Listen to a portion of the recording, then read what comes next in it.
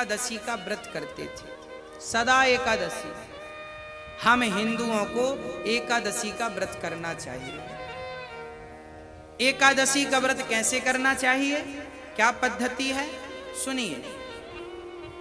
आपका जब भी व्रत आए, जो भी आपने व्रत रखा है, आप उस व्रत में क्या करें कि सबसे पहले सुबह जल्दी उठ जाएं और आज पूरा दिन आपको भगवान को ही समर्पित करना है। सवेरे जल्दी उठें, स्नान करें, स्नान करके सुबह पूजा में लगें।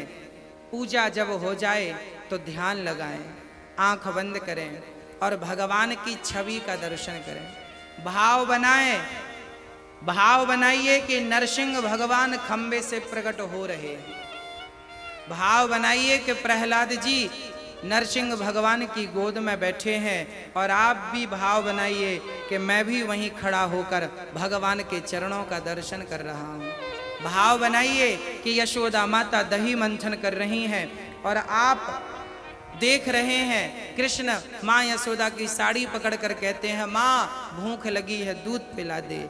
माँ ने मंथन को छोड़ा और स्तनपान कृष्ण को कराया। आप दर्शन कर रहे हैं किस प्रकार कन्हैया माँ का दूध पी रहे हैं।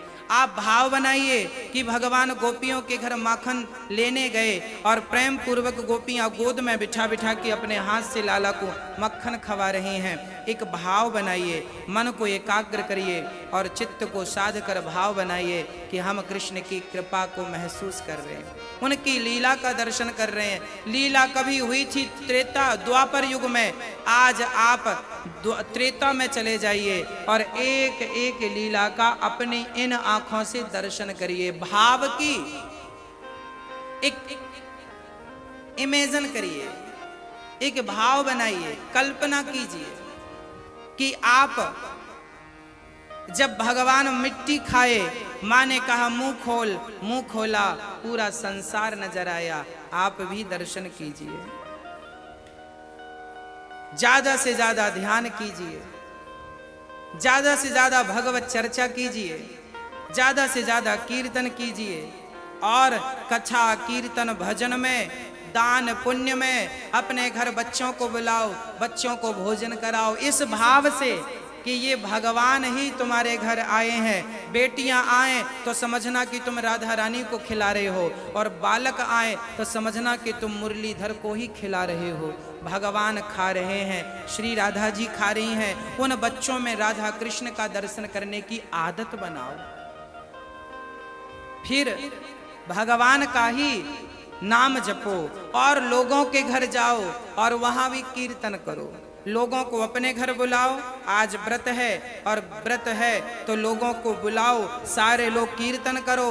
फिर आपके पड़ोस में जो 10 घर 20 घर हैं, सबके घर कीर्तन करते करते अपने घर से ही ढोलक झांझ मजीरा लेते हुए कीर्तन करते हुए अपने गांव में, अपनी गली में, अपने मोहल्ले में घूमो और कीर्तन करते हुए सबको जोड़ो। तुम बच्चों को भी जोड़ो, बूढ़ों को भी जोड़ो, बेटियों को भी जोड़ो, माओ को भी जोड़ो, सबको जोड़ो और सारे लोग मिलजुल कर पूरे गांव में कीर्तन करो। घर घर जाके कीर्तन करो और घर घर जाके झोली फैलाओ और कहो कि यदि हमें कुछ देना है तो हमें कृष्ण नाम की भिक्षा दे दो। तुम भी इस नाम में सम्मिलित हो जाओ और हमें यही भिक्षा दो कि तुम कृष्ण का नाम जपोगे। यही तो भिक्षा है, यही तो पागलपन है, यही तो भक्ति का प्रचार है, यही तो भगवान को अच्छा लगता है। एकादश स्कंद पढ़ेंगे तो यही लिखा है कि तुम्हें ढोलक मजीरा लेकर गांव में निकल जाना है, नाम का प्रचार करना है, नाम सुनाना है, पागलों की तरह नाचना है, पागलों की तरह झूमना है और दुनियादारी क्या कहती है वो सब भूल कर भगवान नाम में लग जाओ। यही व्रत है। व्रत का अर्थ ये नहीं कि खाए पिए, मूंगफली खा लिया और बढ़िया बर्फी खा ली, हलवा खा लिया आलू का, बादाम का और बस सो रहे हैं पांव पसारे। व्रत चल रहा, सो रहे हैं, दिन भर सोया। व्रत के दिन सोना पाप है। व्रत के दिन तो कीर्तन हो, दिन भर भजन हो, दिन भर भगवान चर्चा हो, आपके घर में रोज हो। बस यही एकादशी। पहले के जमाने में संडे की छुट्टी नहीं होती थी, वो तो अंग्रेजों के द्वारा संडे की छुट्टी मिली। हमारे भारत में पहले एकादशी की छुट्टी हुआ करती थी। हाँ, पहले महीने में 2 छुट्टियां मिला करती थी। एकादशी की छुट्टी हुआ करती थी। क्यों? ताकि एकादशी को लोग छुट्टी पर रहें तो घर भर में प्रेम पूर्वक वो भजन कीर्तन कर सकें, इसलिए छुट्टी मिला करती। आजकल छुट्टी मिलती है तो लोग गोलगप्पे खाने चले जाते हैं। छुट्टी का भी सदुपयोग नहीं करना जानते लोग। गोलगप्पे तो हर जन्म में मिलेंगे। तुम्हारे गोलगप्पे खाते समय जो गिर जाता है ना, उस पर भी चींटियां लग जाती हैं, उस पर भी चींटे लग जाते हैं। गोलगप्पे का स्वाद तो चींटी भी लेती है। तुम स्वाद लेने नहीं आए, तुम तो बच्ची जिंदगी को भगवान में लगाने आए हो। खाओ पियो, हम ये नहीं कहते कि अब खाना पीना बंद कर दो, ना, खाओ, अपनी जिंदगी आनंद से जियो, परंतु भगवान को याद करके जियो। एकादशी का व्रत करते, एकादशी के दिन कुछ नहीं खाते। द्वादशी को अम्बरीश जी पानी पी लिए एक दिन। द्वादशी को, एकादशी को कुछ ना खाओ, द्वादशी को चावल खा के ही व्रत को पूरा करना चाहिए। जल पीकर पूरा किया। दुर्वासा जी आए, मुझे भोजन नहीं कराया, जल जटा को पटक दी, कृत्या प्रकट भई। परंतु भगवान की कृपा से आज अम्बरीश ने प्रार्थना की, दुर्वासा जी की किसी ने रक्षा नहीं की। भगवान को कोई गालियां दे दे तो शायद भगवान माफ भी कर दें, पर भक्त का अपमान किसी ने कर दिया तो माफ नहीं करते। इसलिए आज भगवान स्वयं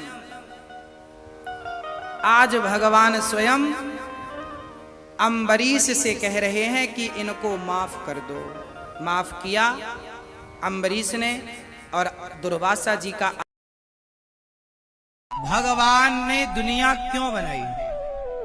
जैसे छोटे छोटे बच्चे बालू में अपना घर बनाते हैं, रेत में यमुना जी के किनारे क्या बनाते हैं? घर। और बच्चे उस घर में खेलते हैं, और जब खेल पूरा हो जाता है तो उस घर में एक लात मारते हैं और भाग जाते। मैया बुला रही है, चलो। हाँ या ना? छोटे। अच्छा ये बताओ, बचपन में बैलगाड़ी के पीछे कौन कौन लटक के जाया करता था? ट्रॉली, ट्रैक्टर ट्रॉली के पीछे कौन कौन लटक के जाया करता था? हम लोग बचपन में बैलगाड़ी के पीछे लटक जाते थे और ट्रॉली के पीछे लटक के चले जाते थे। ट्रैक्टर ट्रॉली कौन कौन गया है बताओ बचपन में? काहे गए? क्यों गए? क्योंकि आनंद है। छोटे छोटे बच्चे बैलगाड़ी के पीछे लटकते हैं, बहुत दूर तक लटके जाते हैं और फिर वापस वहीं आके खड़े हो जाते हैं। जब तुझे वहीं आना था बच्चा, तो लटक के गया क्यों? अरे बोले तुम क्या जानो, इसका मजा कुछ और था। हाँ, छोटे छोटे बच्चे जो करते हैं उसका एक आनंद होता, वो अपने आनंद के लिए करते हैं। उसी तरह भगवान ने ये संसार क्यों बनाया? भगवान ने अपने आनंद के लिए बनाया। अपने भगवान का मन हुआ कि सृष्टि हो जाए, संकल्प मात्र से हो गई। एको हम बहुश्यामा, मैं एक से बहुत हो जाऊं। संकल्प लिया, सृष्टि हो गई। संकल्प लिया, पालन हो गया। संकल्प लिया, संहार हो गया, बात खत्म। तो भगवान अपने आनंद के लिए ये दुनिया बनाते हैं और इसमें रमण करते हैं, खेलते हैं और आखिरी में प्रलय करके छुट्टी। ऐसी भगवान ने दुनिया बनाई। अच्छा, दुनिया जब बनी तो बताओ सबसे पहले संसार में कौन आया? अब देखो यहां से कथा स्टार्ट होगी। अभी तक कथा की भूमिका थी। अभी तक कथा की क्या थी? भूमिका। अब कथा स्टार्ट हो रही। अब बताओ कि जब संसार बना तो सबसे पहले स्त्री आई कि पुरुष आया? कौन? नहीं, मैथुनी सृष्टि की बात कर रहा हूं। इस संसार में सबसे पहले कौन आया? मैथुनी सृष्टि। देखो, भगवान नारायण की नाभि से हुआ कमल। कमल में ब्रह्मा जी प्रकट हुए। ब्रह्मा जी के 10 पुत्र हुए। जब ब्रह्मा जी ने देखा कि सृष्टि करने के लिए कोई चाहिए, तो उन्होंने अपने शरीर के एक अंग से मनु और दूसरे अंग से शत्रुपा को प्रकट किया। कहा कि सृष्टि करो, पर सृष्टि कैसे करें? हिरण्याक्ष ने पृथ्वी को छिपा रखा था। तब भगवान वाराह प्रकट हो गए। बोलिए विष्णु वाराह भगवान की।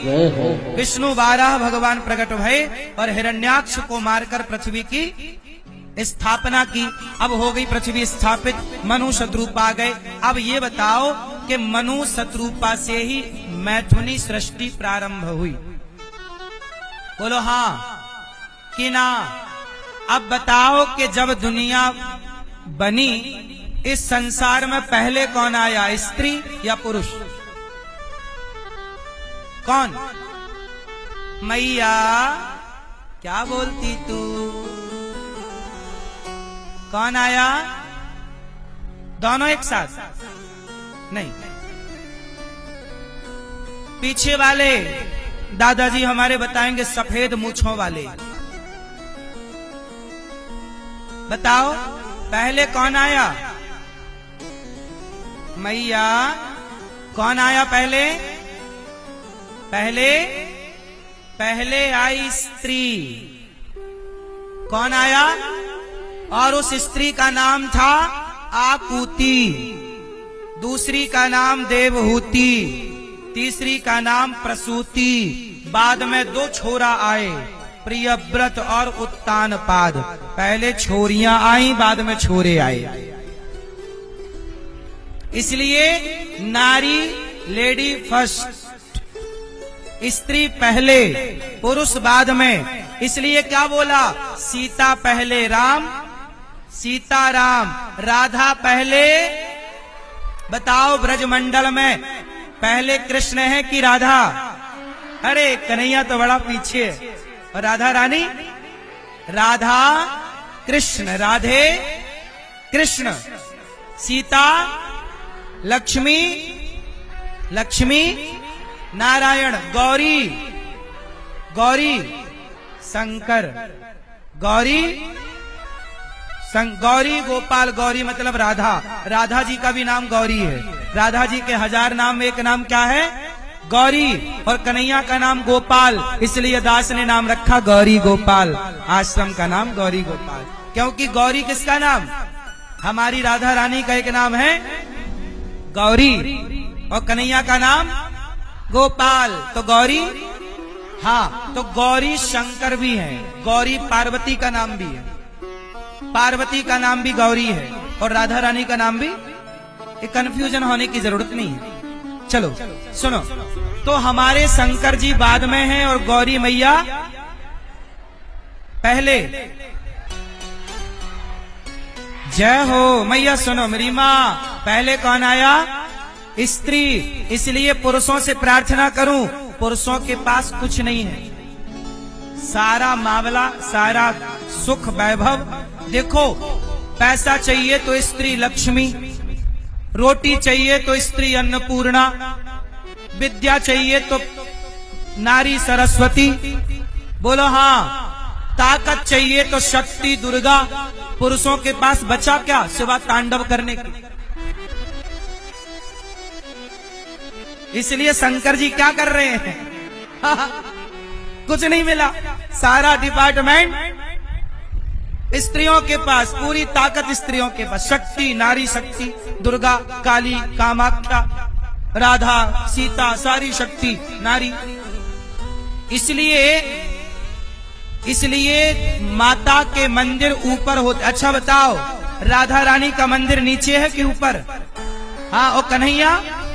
हाँ, कन्हैया नीचे और राधा रानी ऊपर। क्यों? क्योंकि नारी सदा से ऊपर है, इसलिए देवियों के मंदिर ऊपर होते हैं। ज्वाला माता, शारदा माता, वैष्णव माता, कोई भी माता के दरबार जाओ, सारे द्वार पहाड़ों पर। ऊपर कौन बैठा है?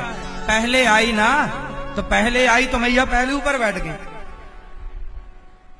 और जो बाद में आए वो, हाँ, जैसे आप लोग पहले आए तो आगे बैठ गए, जो बाद में आए सो।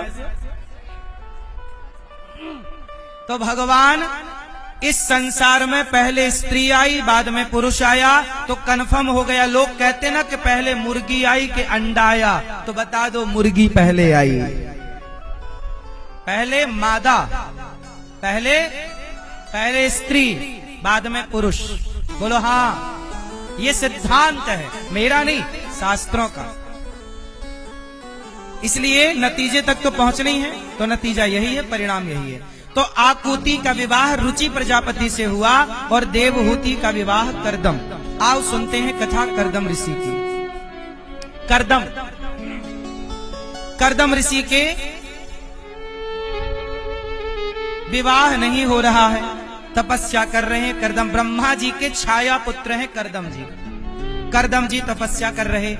एक दिन क्या हुआ, करदम जी को भगवान ने कहा पुत्र वरदान मांगो। करदम जी का मन रहा होगा मन में कि मेरा विवाह हो जाए, तो करदम जी के यहाँ भगवान ने कहा कि मनु जी आएंगे, अपनी बेटी को लेकर विवाह कर लेना। देवहूति माँ को लेकर करदम जी के पास मनु जी आए, कहा महाराज मेरी बेटी से विवाह कर लो। करदम जी बोले मैं साधु आदमी, मेरे से विवाह क्यों कर रहे हैं? कहा मैं अपनी पुत्री को साधु के हाथ में ही देना चाहता हूँ। करदम जी ने माता देवहूति को स्वीकार किया, पाणी ग्रहण संस्कार हुआ और विवाह हुआ। करदम जी तपस्या करने चले गए। पत्नी नई नवेली बैठी बैठी बेचारी 40 साल हो गए, बुढ़ी हो गई। 40 साल बाद देखा कि कोई डोकरी है। पूछा कि देवी कौन हो? मैं आपकी पत्नी हूँ। 40 साल पहले विवाह हुआ, आपने मुझे स्पर्श तक नहीं किया और मैं बुढ़ी हो गई। सारी जवानी पति की सेवा में लगा दी। तब करदम जी प्रसन्न हो गए, देवी कुछ वरदान मांगो, मेरे से क्या चाहती हो? माता देवहूति बोली कि मैं आपसे पुत्र की कामना करती हूँ। करदम जी बोले ठीक है। बिंदु सरोवर था, वहां पर करदम जी ने स्नान करवाया। माता देवहूति को अपने तपोबल से जवान कर दिया और दोनों जवान हो गए। करदम जी और माता देवहूति दोनों जवान। माता देवहूति हो गई 16-17 साल की और करदम जी भी हो गए एक 20 साल के छोरा। और करदम जी ने अपने तपोबल से एक विमान का आविष्कार किया। बताओ विमान किसने बनाया? सबसे आज विज्ञान में पढ़ाया जाता है कि विमान का आविष्कार राइट ब्रदर्स ने किया। अरे राइट ब्रदर्स ने विमान कब बनाया? 1903 में सफल परीक्षण हुआ था विमान का। उससे पहले हमारे भारत के एक वैज्ञानिक हुए हैं दलपदे जी, जिन्होंने 1885 में एक विमान बनाया था जो उड़ा करके दिखाया था। उसी ड्राइंग को कॉपी किया अंग्रेजों ने। चूंकि भारत गुलाम था, भारत का नाम आगे ना आए, तो अंग्रेजों ने हमारे साथ छल किया। उसके पहले एक और विमान का जिक्र मिलता है। रावण के पास भी एक विमान था, नाम था पुष्पक विमान। कौन सा विमान? तो हमारे पुस्तक विमान नहीं, पुष्पक विमान। कौन सा विमान? पुष्पक विमान का वर्णन मिलता। मतलब हमारे वेद पुराण कितने साइंटिफिक हैं। हम वैज्ञानिकों, जो वैज्ञानिक आज खोज कर रहे हैं, हम लोग इसकी खोज पहले ही करके लिख चुके हमारे ऋषि मुनि पुराणों में। एक विमान और है जिसे कामक विमान कहते, जो कामना से चलता है। उस विमान को करदम जी ने बनाया माता देवहूति के लिए। उस पर भ्रमण किए और करदम जी की 9 बेटियां हुई। कितनी बेटियां हुई? 9। करदम जी की 9 बेटियों का विवाह ब्रह्मा जी के 9 मानस पुत्रों से हुआ। कला का विवाह मरीचि से हुआ, श्रद्धा का अंगिरा ऋषि से। अनुसुईया माता इनकी बेटी। किनकी बेटी? देवहूति और करदम जी, इनकी बेटी अंगिरा। हविर्भू का विवाह पुलस्त जी से, गति का पुलह से, क्रिया का विवाह क्रतु से, ख्याति का विवाह भृगु से। माता अरुंधति जो राम की गुरु माता है, इनका विवाह राम जी के गुरु जी अर्थात वशिष्ठ जी से हुआ। सोचिए, वशिष्ठ जी की पत्नी माता देवहूति की बेटी। ख्याति का विवाह भृगु से हुआ। ऐसे अथर्वा का विवाह शांति से हुआ। करदम जी की 9 बेटियों का विवाह हो गया। करदम जी पत्नी से बोले देवी आज्ञा दो, मैं चलूं। कहां? तपस्या। भाई आप बताओ गृहस्थाश्रम कितने वर्ष का है?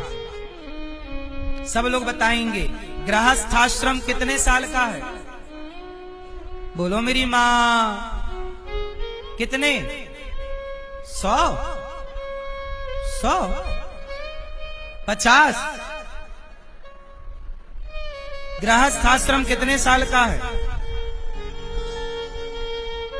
गृहस्थाश्रम हमारे यहाँ 4 आश्रम है।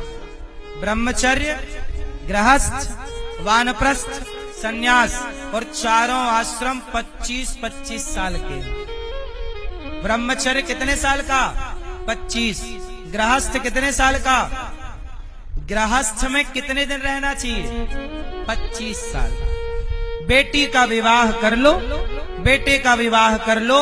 जिस दिन आप अपनी बेटी का और अपने बेटे का विवाह कर लेते हैं, उस दिन आपकी गृहस्थी की जिम्मेदारी पूरी। क्यों मैया? आपकी गृहस्थी की जिम्मेदारी कब पूरी होती है? जब आप अपनी बेटी का विवाह, इसलिए बेटी का विवाह करो, बेटे का विवाह करो और आप अपना डोकरा डोकरी दोनों तीर्थ यात्रा पर निकलो, भजन करो भगवान का। क्यों? बात सही है। घर पे पड़े रहोगे अपमान होगा। आजकल के लोग खुद अपना अपमान कराते हैं। घर पे ही पड़े, ये नहीं कि निकले जाएं धाम में। घर पे ना मरना, मरना भला है दूर का, जहां ना अपना कोई। पशु पक्षी भोजन करें, कोटि यज्ञ फल होए। घर पे मरोगे, घर वाले मरने ही नहीं देते। जब आप मरने की स्थिति पे पहुंचते ना, लोग हिलाते हैं, हमें पहचानो, हमें हमें हिलाते हैं। वो मर रहा है और ये हिलाए जा रहे हैं। इतना जोर का हिलाया और भीड़ भाड़ इतनी करते हैं मरने के समय, जिसे पता लगा कि फलाना मर रहा, सब आ गए, भागे भागे आए और इतनी धक्का मुक्की की कि मरने वाले के ऊपर ही गिर गए। वो गिर गए तो वो हो गए टे, है ना? और सुनो, मरने वाले क्या बोलते हैं? मरने वाला जब मरता है तो लोग क्या बोलते हैं? हमें पहचानो। हम कोई नहीं कहता कि कृष्ण को पहचानो, भगवान को पहचानो। सब क्या कहते हैं? हमें तुम्हें पहचान के करेंगे क्या? सारी जिंदगी तुम्हें तो पहचानते रहे। अब समय आ गया है हरि को जानने का, भगवान को पहचानने का। इसलिए मरते समय सावधान। क्यों दादाजी? बात सही है। किसे पहचाने? परिवार को कि भगवान को? अब परिवार को पहचानने का टाइम नहीं है। अब तो हमारे बाल भी सफेद हो गए। बाल कहते हमने तो अपना रंग बदल दिया। तो अपना रंग कब बदलेगा? अब तो मन भगवान में लगा, अब नहीं तो कब? क्यों मैया? आपकी गृहस्थी पूरी हो गई, अब मन पूरा 100% भगवान में लगाओ। बेटा से मन हटाओ। बेटा कितना भी अच्छा हो, मन बेटे में नहीं लगाना चाहिए। क्या देगा बेटा? बताओ। तुम्हारा बेटा बहुत अच्छा है, भगवान करे सबका बेटा श्रवण कुमार बने, अच्छा बने। लेकिन ये बताओ कि अच्छा बेटा है और आपने मन बेटे में लगाया, तो अच्छे बेटे में भी मन लगा के पाओगे क्या? क्या पाओगे? इसलिए मन बेटे में नहीं, मन किसमें? मेरे तो गिरधर गोपाल, दूसरों ना, एक भगवान के सिवा और किसी में मन ना लगे। भगवान सारे दुखों को दूर करने वाले। आप कितने भी दुखी हों और आप संसार से कितनी भी पुकार करें, संसार का कोई व्यक्ति आपका दुख दूर कर ही नहीं सकता। क्यों? आपका दुख दूर कौन कर सकता है? जोर से, कौन? भगवान। इस संसार में हमारा और आपका दुख दूर कोई कर सकता है तो भगवान ही दुख दूर करेंगे। दूसरा कोई है ही नहीं जो आपका और हमारा दुख दूर करे। इसलिए 3 प्रकार के दुख होते हैं: दैहिक, दैविक, भौतिक। शारीरिक दुख, मानसिक दुख और भौतिक दुख। एक्सीडेंट इत्यादि, सांप का, बिच्छू का, किसी जीव जंतु के द्वारा, हिंसक प्राणियों के द्वारा हानि। तो ये 3 दुख हैं। कोई तन दुखी, कोई मन दुखी, कोई धन बिन रहे तो उदास। थोड़े थोड़े सब दुखी, सुखी राम के दास। इस संसार में आपका दुख कौन दूर कर सकता है? कौन? मैया, आपका दुख कौन दूर कर सकता है? अच्छा बताओ, कौन? भगवान, भगवान के सिवा कोई नहीं है जो आपका दुख दूर करे। इसलिए आप लोग परेशान होते हैं व्यर्थ में। आपको लगता है वो हमारी सुन लेगा, हम उसके पास जाएं, वो हमारा दुख दूर कर देंगे। कोई नेताओं के पास जाता है, कोई किसी के पास जाता है, सबको लगता है कोई पैसे वालों के पास जाता है, भाई तुम हमारा दुख दूर कर दो। पर याद रखना, आप किसी के पास चले जाओ, आपका दुख दूर कोई कर सकता है तो एक भगवान कर सकते हैं। चलो नेता और पैसे वालों की छोड़ो, जब द्रौपदी पर दुख आया तो द्रौपदी के पति से पावरफुल किसका पति होगा? द्रौपदी के 5 पति थे, उनमें से सबसे बढ़िया धनुर्धर कौन था? अर्जुन। जब अपनी पत्नी पर संकट आया तो पति वहीं था, अर्जुन वहीं थे। क्या अर्जुन अपनी पत्नी का संकट दूर कर पाए? क्या धर्मराज युधिष्ठिर अपनी पत्नी का दुख दूर कर पाए? क्या भीम जैसे 10,000 हाथियों का बल रखने वाले गदाधर भीम अपनी पत्नी का दुख दूर कर पाए? क्या नकुल और सहदेव और गुरु द्रोणाचार्य और पितामह भीष्म पितामह जैसा बलशाली कौन था? क्या वो द्रौपदी का दुख दूर कर पाए? चलो 5 पांडव तो मजबूर थे, जुआ हार चुके थे, पितामह तो मजबूर नहीं थे, गुरु द्रोणाचार्य तो मजबूर नहीं थे। क्या ये रक्षा कर पाए?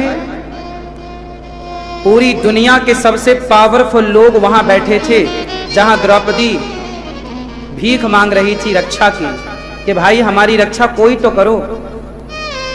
सबसे झोली फैलाकर कह रही हमारी रक्षा करो, हमारी लाज बचा लो।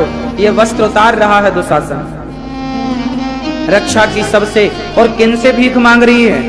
जो न्याय की मूर्ति थे, जो पावर इतना था कि पूछो मत, इनके जैसा पावरफुल कोई था क्या उस समय? भगवान के बाद यदि कोई था तो भीष्म पितामह जैसे लोग थे।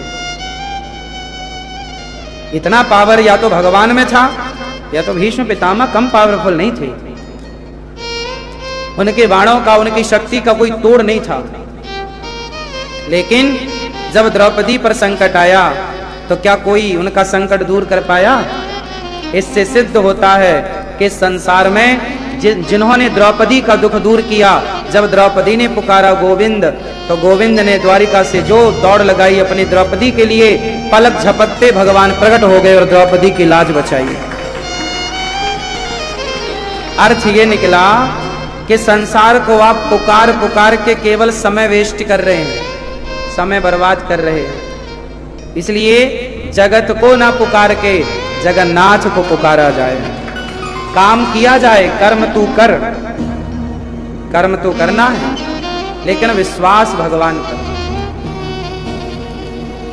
संसार दुख दूर नहीं कर सकता ना मेरी मां, संसार केवल तमाशा देखता है। संसार क्या कर सकता है?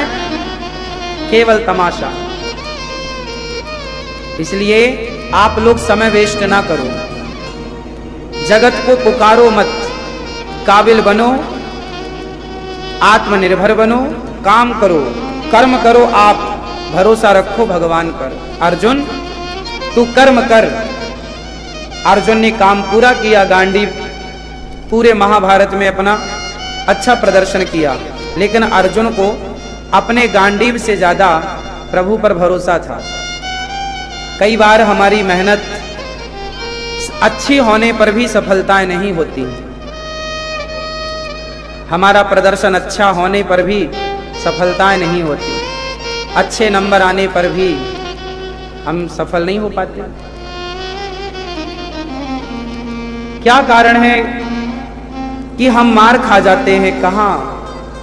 देखो, कर्म करो, गीता में लिखा है ना, कर्मण्येवाधिकारस्ते मा फलेषु कदाचन।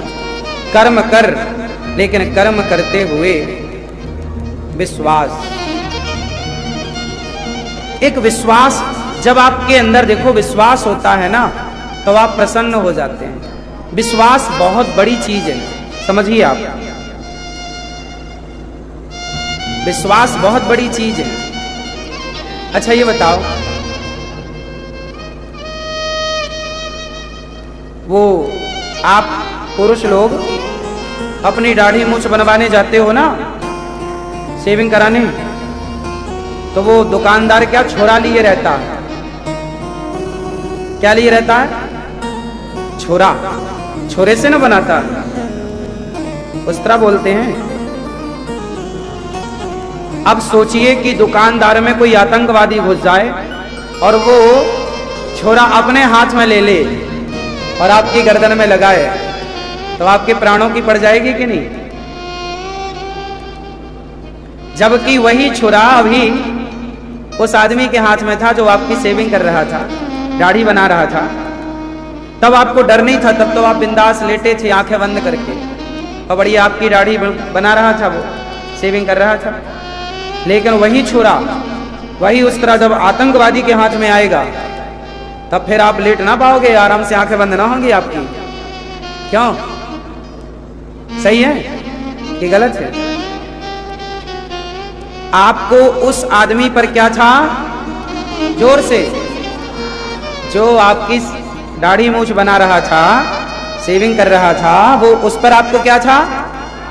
सोचिए, उस पर विश्वास था तो आप कितने बिंदास आराम से वहां बैठे थे। और आतंकवादी आया, उसके हाथ में छुरा आया, तो आपको उस पर क्या नहीं है? मतलब विश्वास नहीं है, तो आपके प्राणों की पड़ गई कि नहीं? आपको मौत दिख गई कि नहीं? हाँ या ना? भाई बोलो मेरी माँ।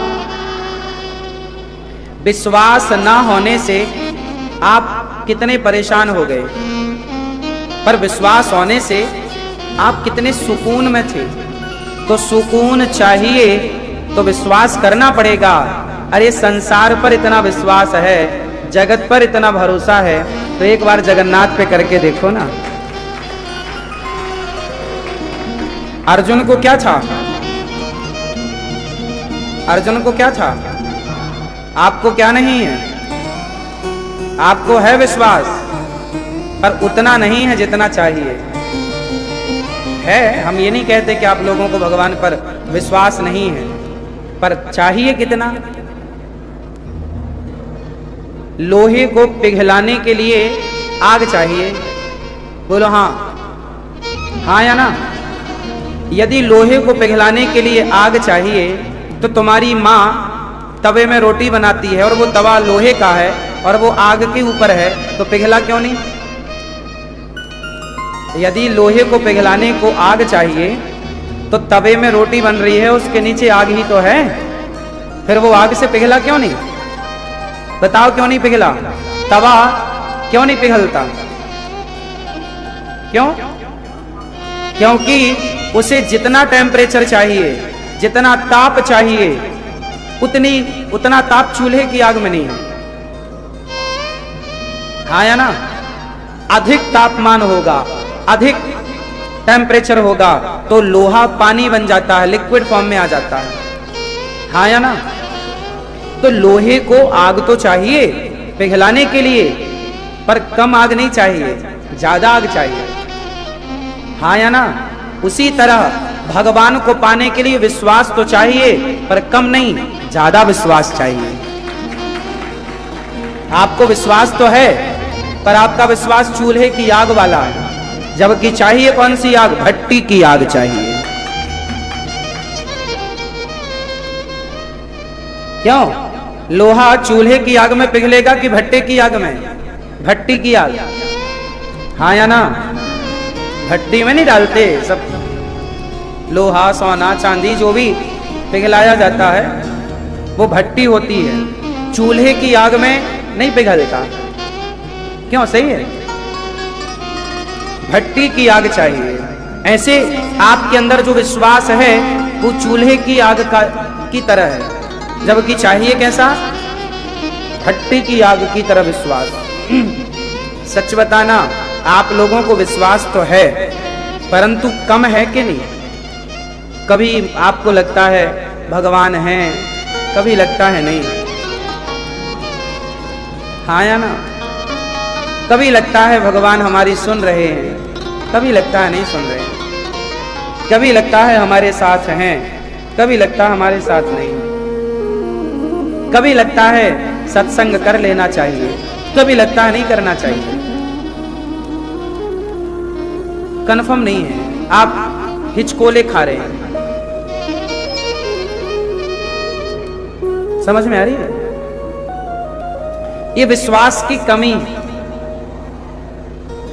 जहां विश्वास होगा वहां किंतु परंतु होगा ही नहीं। चलो देखो, भगवान पर विश्वास या तो करो मत, या तो बिल्कुल मत करो, या फिर करो तो डोलने वाला, डगमग डोलने वाला नहीं, पक्का। फिर है तो किंतु परंतु नहीं, क्योंकि जो बीच में है ना वो किसी काम का नहीं है।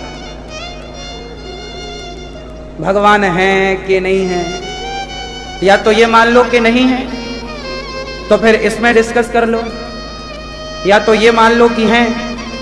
दोनों मानोगे तो डूब जाओगे, दो नाव में पांव रखोगे तो पहुंचोगे कहां? किसी एक नाव में सवार हो जाओ। आज मैं आपको बताता हूं कि ईश्वर है या नहीं, मानने वाला सही है या ना मानने वाला समझदार है। आओ एक छोटी सी सत्य घटना मैं आपको बताऊं, एक पिता की एक पुत्र की कहानी। क्या हुआ, आज से बहुत समय पहले एक छोटी सी घटना घट गई, और वो घटना कितना प्रभाव छोड़ के गई, एक छोटी सी कहानी आपको सुनाता हूं, सुनिएगा। एक पिता थे, उनका खुद का मेडिकल स्टोर था। मेडिकल में वो बैठते थे, सारे ग्राहकों को दवाई देते थे। उनका बेटा पढ़ने के लिए विदेश गया था, और जो विदेश चले जाते हैं, साइंस की 4 बुक पढ़ लेते हैं, फिर वो भगवान को कहाँ मानते हैं? उन्हें तो लगता है कि अपन ही भगवान है। उनका लड़का लंदन पढ़ के आया, सारी डिग्रियां प्रॉपर पढ़ाई करी, और वो जब पढ़ के आया तो वो अपने पिता के साथ ना मेडिकल की दुकान में बैठने लग गया। पिता का काम संभालने, उनका काम बड़ा था, थोक में बड़ा काम, काफी अच्छा पैसा कमा लेते थे वो लोग। पिताजी जो थे ना, वो भगवान श्री कृष्ण का एक चित्र उनकी दुकान में था, छोटे से लड्डू गोपाल जी। मंदिर छोटा सा था मेडिकल स्टोर में, वहीं पर भगवान कृष्ण का चित्र था, और गोपाल जी थे तो बूढ़ा बाप बेचारा रोज आए, धूप बत्ती जलाए, भगवान को प्रणाम करे, फिर अपनी दुकान आगे स्टार्ट करता था। उसने अपने बेटे से कहा, बेटा तुम भी भगवान की पूजा कर लिया करो। तो बेटा तो लंदन पढ़ के आया था, पिताजी ये सब मैं नहीं मानता, ये भगवान थोड़ी है। कोई बात नहीं, पिता समझ गए कि ये नहीं मानता। लेकिन वो आदमी जो था, उसका बेटा जो लंदन पढ़ के आया, वो बच्चा सबकी भलाई करता था, किसी का बुरा नहीं करता था, गलत नहीं करता था, लेकिन ईश्वर को नहीं मानता था। समय बीतता गया, उसके पिता का नियम था मंदिर में जाके प्रणाम करना, कोई कष्ट आ जाए तो भगवान से जाके कहना। बेटा रोज देखता था कि मेरे पिता पागल हो गए हैं, अरे कोई संकट आया है तो ये भगवान क्या करेंगे। एक दिन उसके पिता ने अपने बेटे को बगल में बिठाया और बेटे के हाथ को पकड़कर उस बाप ने कहा, बेटा अब मैं बूढ़ा हो गया हूं, कुछ दिनों में मर जाऊंगा, मुझे पता है कि जब मैं मरूंगा ना तो तू दुकान से ये भगवान जी को हटा देगा, क्योंकि तू तो मानता नहीं है। पर बेटा मेरी बात मान, मेरे मरने के बाद भी इस दुकान से तू भगवान जी को हटाना मत, तू पूजा कर या मत कर। वो बेटा ऐसा था ना कि कभी भगवान जी की तरफ देखता भी नहीं था। पिता 4 दिन नहीं आए दुकान ना तो वो 4 दिन धूल मिट्टी भगवान में है तो वो साफ भी नहीं करता था। और उसके बाप ने एक बात तो कह दी कि भगवान को हटाना मत, पहला। दूसरा ये कहा कि बेटा तू भगवान को नहीं मानता, मैं फोर्स नहीं करता, मत मान, लेकिन एक बार कभी तू भगवान को आजमा करके देख, एक बार तू भगवान को आजमा ले। यदि तेरी बात पर भगवान खरे उतरते हैं तो मान लेना, नहीं उतरते तो तेरा रास्ता अलग, भगवान का रास्ता अलग। बच्चे ने कोई रिस्पांस नहीं दिया, पर सुना उसने बाप की बात। कुछ दिनों के बाद सचमुच उसके पिता की मृत्यु हो गई, बाप मर गया। बेटे ने बाप के मरने के बाद सारा क्रियाकर्म किया। बहुत दिनों बाद दुकान खोला, दुकान की सारी साफ सफाई करी, पर उस बच्चे ने भगवान के मंदिर की सफाई नहीं करी। मंदिर जो छोटा सा था लकड़ी का, देखा भी नहीं। समय बीतता गया, वर्षों बीत गए, मंदिर में बिल्कुल कई इंच तो धूल मिट्टी से भगवान ढके थे, साफ ही नहीं हुए। परंतु उसने हटाया इसलिए नहीं कि बाप ने कहा था कि भाई मत हटाना, तो चलो, हटाया नहीं, पर उसने देखा भी नहीं। एक दिन एक घटना घट गई, वो घटना बहुत अलग थी। बारिश का मौसम था, सावन का महीना रहा होगा, बारिश थी, रिमझिम रिमझिम पानी था, और रात्रि के 8:30-9 बज रहे थे। उसने अपनी दुकान की शटर आधी गिराई और अपने दोस्तों के साथ दुकान के अंदर ही ताश खेलने लग गया। पत्ते, टाइम पास कर रहा था दोस्तों के साथ ताश। सारी पूरी मार्केट बंद हो चुकी थी, सिर्फ इसकी दुकान खुली थी।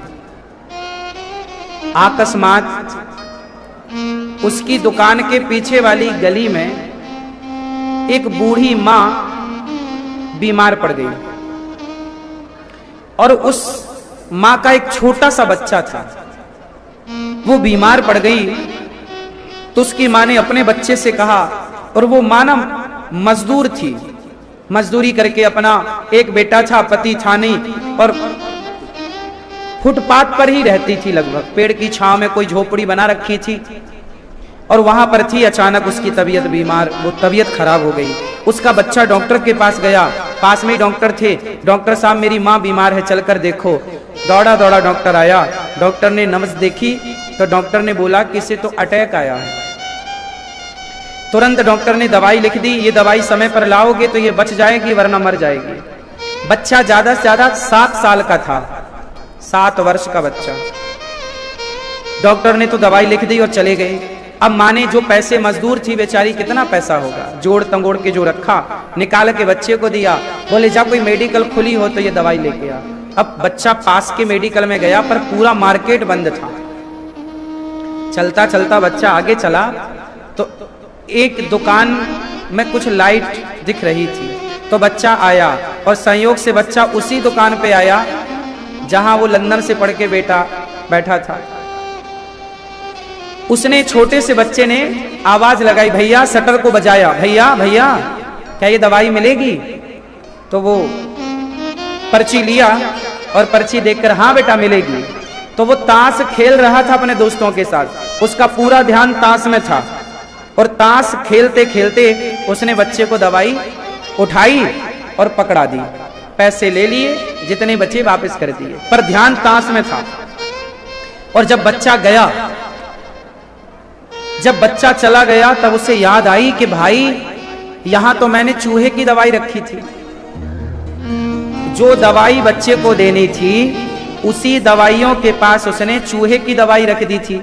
किसी ग्राहक ने लौटाई होगी तो वो रख दी कि बाद में वो अपनी जगह पे रख देगा, पर ध्यान ताश में था तो उस बच्चे को उसने चूहे की दवाई पकड़ा दी। अब भैया वो तो मेडिकल वाला तो जानकार था ही, वो तो ये जानता था कि ये जो दवाई बच्चा मांग रहा था वो अटैक पड़ने पर ये दवाई दी जाती है। तो वो बच्चा समझ तो गया कि कितना सीरियस मामला है, और उसने चूहे की दवाई और दे दी। तो अटैक वाले को चूहे की दवाई दे दी जाए तो वो तो मर ही जाएगा। अब तो ये आदमी घबराया, शटर उठाई, चारों तरफ बच्चे को ढूंढा, कहाँ गया, पर रिमझिम बारिश थी, कहाँ से आया कहाँ चला गया पता नहीं। बहुत ढूंढा इस आदमी ने कि वो बच्चा कहाँ से आया, पर नहीं मिला। अब ये तो परेशान हो गया कि देखो आज मेरी गलती के कारण वो बच्चा तो जाके दे देगा और वो सीरियस उसकी माँ है तो वो पिला देगा, वो मर जाएगी। उसने सोचा कि आज मेरी गलती के कारण एक हत्या हो जाएगी। तभी उसको अपने बाप की बात याद आई कि जब कोई संकट आवे तो एक बार भगवान को आजमा के देखना। आज पहली बार वो लंदन से पढ़ के आया बच्चा, वो मंदिर में जो भगवान जी थे ना, उसके पिता ने जो रखे थे, धूल मिट्टी थी, पर आज पहली बार इसने हाथ जोड़कर कहा, हे भगवान, वैसे तो मैं आपको मानता नहीं हूं, पर मेरे पिता आपको बहुत मानते थे। यदि आप सच्चे हो तो आज मुझे मेरी गलती सुधारने का मौका दे दो। मेरी लापरवाही से उस बच्चे की मां मर जाएगी। यदि भगवान आप हो तो मुझे उस बच्चे तक पहुंचा दो, वरना मैं अपने आप को कभी माफ नहीं कर पाऊंगा कि मेरी लापरवाही से किसी की जान चली गई। अभी वो प्रार्थना कर ही रहा था कि वही बच्चा फिर वापस आ गया। बोला, भैया भैया ये दवाई है क्या फिर से? अब वो तो पलट के देखा, तुम वही बच्चे हो ना जो अभी थोड़ी देर पहले दवाई ले गए थे? हाँ हाँ। अरे तो जो दवाई हमने दी उसका क्या किया? माँ को पिला दिया क्या? ना भैया, मैं आपने जो दवाई दी मैं लेके घर पहुंचा कि तभी मेरा पांव पानी बरस रहा था ना, फिसल गया और मेरे हाथ से वो शीशी जाकर एक पत्थर से टकराई और फूट गई। सारी दवाई पानी में बिखर गई और मैं पुनः वापस आ गया। अब इस आदमी ने उस बच्चे के लिए वो सारी दवाइयां ली, शटर गिराया, दुकान बंद करी, उसकी माँ के पास खुद गया, खुद उस माँ को हॉस्पिटल ले गया, अपने पैसों से उसका बढ़िया इलाज कराया और उस माँ की जिंदगी उसने बचाई। और जब जिंदगी बची तो दूसरे दिन उसने जब अपनी दुकान खोली तो सारी धूल मिट्टी हटाकर उसने सबसे पहले भगवान को प्रणाम किया। हे विधाता, जो आप कर सकते हैं वो कोई वैज्ञानिक नहीं कर सकता। जो आपने कल किया मेरे साथ वो कोई इंसान नहीं कर सकता था। उस बच्चे का फिसलना, हाथ से दवाई की शीशी जाके पत्थर पर टकराना, फूट जाना, ये कोई वैज्ञानिक खेल नहीं था। आपने मुझे मेरी गलती सुधारने का मौका दिया। मैं आप लोगों से भी यहां एक बात कहूंगा, आप भी भगवान पर डायरेक्ट विश्वास मत करो, मेरे कहने से यकीन मत करो। पहले आप भी ईश्वर को आजमा लो, प्रैक्टिकल कर लो। डायरेक्ट मैं कहूं कि ईश्वर को मानो ना, मत मानो। पहले आप भगवान को आजमाओ, ईश्वर को आजमाओ कि वो हैं या नहीं हैं, तो आपका किस प्रकार वो सहयोग करते हैं। मैंने अपने जीवन में कई बार मैंने स्वयं ने अनुभव किया है कि ईश्वर के होने में कोई संदेह नहीं है। जिसे विश्वास ना हो वो ईश्वर का को प्रैक्टिकल कर ले। मैंने तो कर लिया है, इसलिए अब विश्वास ना करने की गुंजाइशें खत्म हो चुकी। मैं इस बात का प्रमाण हूं कि मैंने भगवान को बहुत करीब से देखा है। ये कह सकते हैं आप भी, जब आप भगवान पर विश्वास करते हैं, देखने का अर्थ है अनुभव करना। देखने का अर्थ है बहुत करीब से मैंने अनुभव किया है। जो हो रहा है वो मेरी मर्जी नहीं है, वो भगवान की मर्जी है। बस विश्वास की आवश्यकता है। मेरी माँ, पानी में जितनी शक्कर डालोगे पानी उतना मीठा होता चला जाएगा, हाँ या ना? जितना विश्वास बढ़ाओगे उतने जीवन में मिठास होती चली जाएगी, जीवन मधुर होता चला जाएगा। बस विश्वासो ही फलदायक। मंत्र जाप मम दृढ़ विश्वासा, पंचम भजन सुवेद प्रकाशा। इसलिए ईश्वर के ना होने का कोई सवाल नहीं है। आप भी कभी प्रैक्टिकल करो। आप में से कितने लोगों को भरोसा है कि भगवान नहीं है?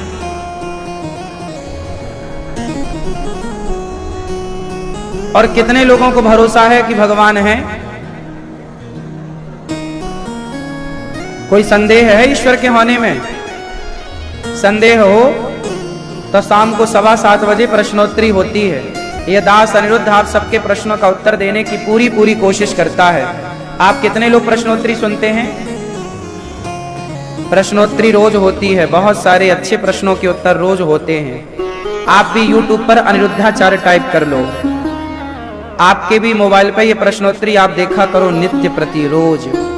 YouTube पर जाओ, अनिरुद्धाचार्य टाइप करो, चैनल को सब्सक्राइब कर लेना, शेयर कर लेना, आपको नित्य प्रश्नोत्तरी सुनने को मिलेगी। रोज होती है प्रश्नोत्तरी, लगभग किसी दिन छोड़कर। तो भगवान नहीं है, कुछ लोग कहते हैं कि ईश्वर तो है ही नहीं। चलो, यदि ईश्वर नहीं है ये मान लें तो इस मान्यता से फायदा क्या है? और ईश्वर है ये मान लें तो इस मान्यता से नुकसान क्या है? जो लोग भगवान को नहीं मानते तो उनके ना मानने से क्या फायदा है, और हम मानते हैं तो हमारा नुकसान क्या है? आप बताओ, इस पर एक थोड़ा सा विचार करो। क्यों भगवान है या नहीं है? हाँ या ना? क्यों है या नहीं है? है भगवान कि नहीं है? कोई कहे कि नहीं है तो ना मानने से क्या फायदा है? चलो आप कहते हो नहीं है, माना कि कोई कहता है कि ईश्वर नहीं है। यदि नहीं है तो फिर बताओ, आपके घर में आप 1 माह ना रहो, आपके घर में ताला लगाकर आप 1 महीने के लिए चले जाओ तो आपका घर वीरान हो जाएगा। हाँ या ना? आप घर में रहते हो तो घर में रौनक रहती है, साफ सफाई रहती है, घर अच्छा लगता है। अब आप बताओ कि आपके ना रहने से घर वीरान हो जाएगा और आपके रहने से गुलजार है, तो बताओ, यदि इस संसार में सुचारू रूप से सब काम हो रहा है तो काम करने वाला कोई है तब ना हो रहा है। आपके घर में झाड़ू लगी है, साफ सुथरा है, तो साफ सुथरा है तो इससे पता चलता है कि किसी ने साफ किया है, अपने से तो साफ होगा नहीं। क्यों? आपके कपड़े साफ हैं मतलब किसी ने किया है, बोलो हाँ। जैसे आपके काम, यहां पर आप बैठे हैं, साफ सफाई है तो किसी ने करी होगी तब ना साफ सफाई है। हाँ या ना? इसी तरह कोई है जो सिस्टमैटिक चला रहा है। ये प्रकृति सिस्टमैटिक चल रही है कि नहीं? बताओ, प्रकृति में क्या है सिस्टम? कैसे चलती है प्रकृति? क्या सिस्टमैटिक है प्रकृति में, जरा बताओ। समय से सूर्य का आना, समय से सूर्य का जाना। आज तक एक भी सेकंड कभी सूर्य भगवान लेट हुए हो तो बताओ। क्यों? ऐसा हुआ कभी कि आज 8 बजे सूर्य भगवान आए, आज 10 बजे आए और रात्रि को 10 बजे तक रहे? ऐसा हुआ कभी? समय से आना और समय से कोई तो है जो ये पूरी व्यवस्था को सुचारू रूप से, पृथ्वी अपनी धुरी पर घूम रही है तो भाई घूम रही है और सुव्यवस्थित एक गति, एक लय में घूम रही है, तो कोई तो कंट्रोलिंग पावर लिए बैठा है ना, जो बिल्कुल प्रॉपर हिसाब किताब से घुमा रहा है। नहीं तो कैसे भी ना घूम जाती। बात समझ में आ रही है? यदि सारे ग्रह, कोई पृथ्वी की परिक्रमा लगा रहा है, कोई सूर्य की लगा रहा है, तो प्रॉपर लगा रहा है परिक्रमा तो एक गति से तो लगा रहा है। कोई तो है ना, ग्रह नक्षत्र को भी कंट्रोल किए बैठा है। हाँ या ना? बोलो हाँ। यदि कंट्रोलिंग ना होती तो भाई ट्रेन हर स्टेशन में रुक रही है तो कोई बैठा है ना जो पटरी चेंज कर रहा है, ट्रैक चेंज कर रहा है।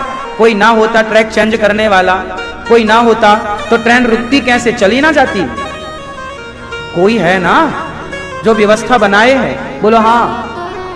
कोई है जो फ्लाइट को उड़ाता है, एरोप्लेन को, और सही टाइम अच्छा, गृहस्थ आश्रम अच्छा है कि बुरा है? उत्तर, गृहस्थी अच्छी है या बुरी है? मैया, ओ भैया, गृहस्थी अच्छी है कि बुरी है? सुनो, गृहस्थी अच्छी है कि बुरी है? शादी हो गई आपकी? अच्छी है गृहस्थी कि बुरी है? क्यों? गृहस्थी अच्छी है कि बुरी है? गृहस्थ आश्रम अच्छा है कि बुरा है? पूछ रहे हैं हम आपसे, सब लोग बताओ। पीछे वाली मैया, अच्छो है? यहाँ मैया भैया बताओ। और इस तरफ वाली भैया, मैया बैठो, पीछे वाले भक्त बैठे हैं, बैठ जाओ मेरी माँ। बताओ, गृहस्थ आश्रम अच्छा है कि बुरा है? अच्छा है। कब अच्छा है? आप लोग, गृहस्थ आश्रम बहुत अच्छा कब है? अच्छा तो है, पर कब? जब गृहस्थ आश्रम तब अच्छा है, चक्रव्यूह तब अच्छा है जब आपको जाना भी आए और आना भी आए। चक्रव्यूह में जाना भी आना चाहिए और वापस, हाँ या ना? अभिमन्यु को जाना तो आता था, परंतु आना, बोलो, नहीं आता था, जबकि अर्जुन को जाना भी आता था और वापस भी। तो गृहस्थ आश्रम, गृहस्थी एक चक्रव्यूह है। इस चक्रव्यूह में यदि गए हो तो जैसे गए हो वैसे ही वापस भी आओ। लेकिन आप लोग गलती क्या करते हैं? अभिमन्यु की तरह। आप जाते तो हैं, आते नहीं, हाँ या ना? इसलिए गृहस्थ आश्रम पहले की अपेक्षा आज का गृहस्थ आश्रम ज्यादा कष्टदायी है। पहले के गृहस्थ आश्रम अच्छे थे, पहले की गृहस्थियां अच्छी थी, आज की गृहस्थियां अच्छी नहीं है। क्यों? अंतर कहां आ गया? पहले लोग जाते थे, आते थे। मैं किसकी बात कर रहा हूं अब मैं स्पष्ट समझाऊं, आपको समझो। गृहस्थ आश्रम में आप जाओ, शादी करो, शादी हो गई, विवाह हो गया, पत्नी के साथ प्रेम से रहो, फिर बच्चे पैदा करो, फिर बच्चों को पढ़ाओ लिखाओ, ये बहुत अच्छा है। बच्चों को योग्य बनाओ, बच्चों को सेटल कर दो। फिर क्या हुआ? बच्चे योग्य हो गए ना, शादी ब्याह कर दो, बच्चों की हो गई ना शादी ब्याह। अब धीरे धीरे आप वापस आओ, पत्नी से, पति से, बेटा से, बेटी से, परिवार से मन को अब हटाओ, वापस आओ। लेकिन आप हैं कि बेटे के बाद पोता, पोते के बाद और आगे नाती पोता संती अंती, ना जाने क्या क्या होता है। पोता पर पोता, ये सब उलझते चले जाते हैं आप लोग। बूढ़ी बूढ़ी अम्मा पोता के बच्चे को खिला रही है और फिर चाहती इसकी शादी और देख लूं, दुल्हन देख लूं। फिर अम्मा पोते की शादी और पोते के बाद पर पोता को देखती है तो सोने की सीढ़ी में चढ़ के देखती है। ये क्या है? ये अपने पांव में कुल्हाड़ी मारना है। इसी को कहते हैं आत्महत्या। तो क्या करें महाराज? अब पोता पोती होने दो, होना चाहिए, होंगे, भगवान करे सब अच्छा हो, लेकिन आप इन्वॉल्व ना रहो इन चीजों में।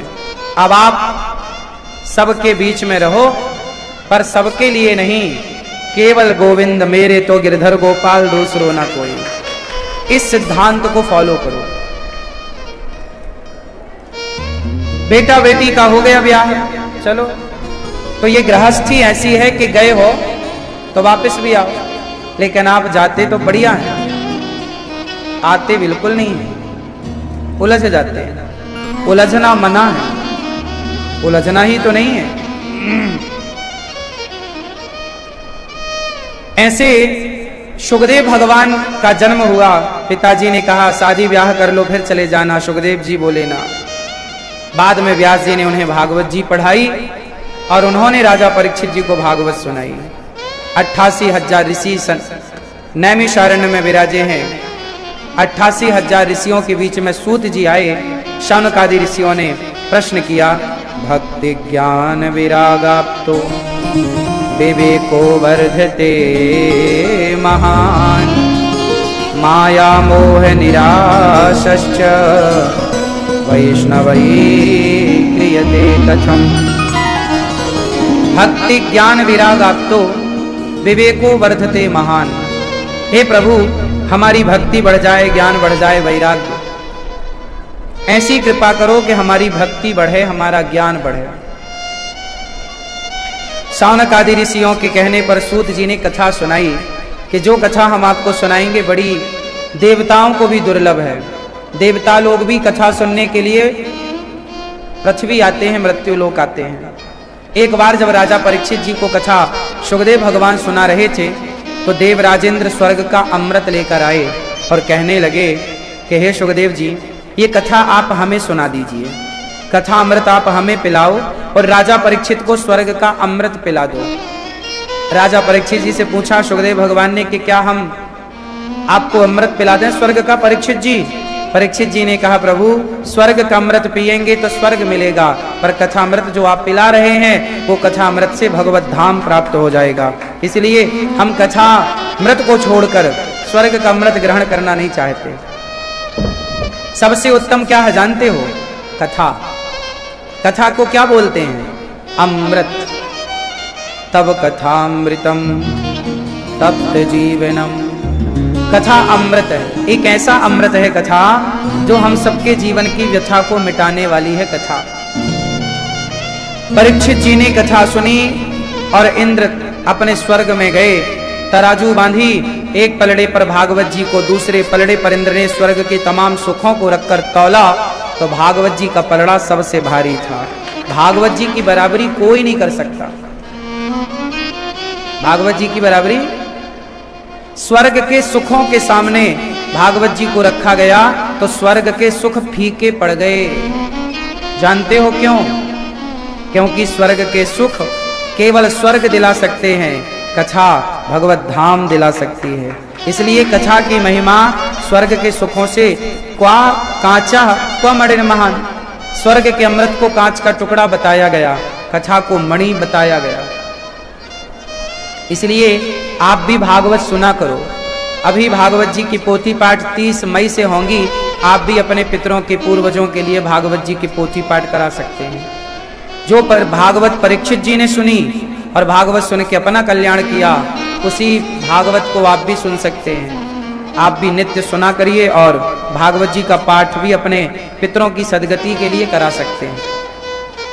भागवत से ही पितरों की सदगति होती है। प्रिय भक्तों, श्री भगवान प्रकट हो गए जब इंद्र ने तराजू में एक पलड़े पर भागवत और दूसरे स्वर्ग के सुखों को रखा, तब भागवत जी से भगवान प्रकट हो गए। बोलिए भागवत भगवान की। भागवत जी से भगवान प्रकट हो गए। प्रिय भक्तों,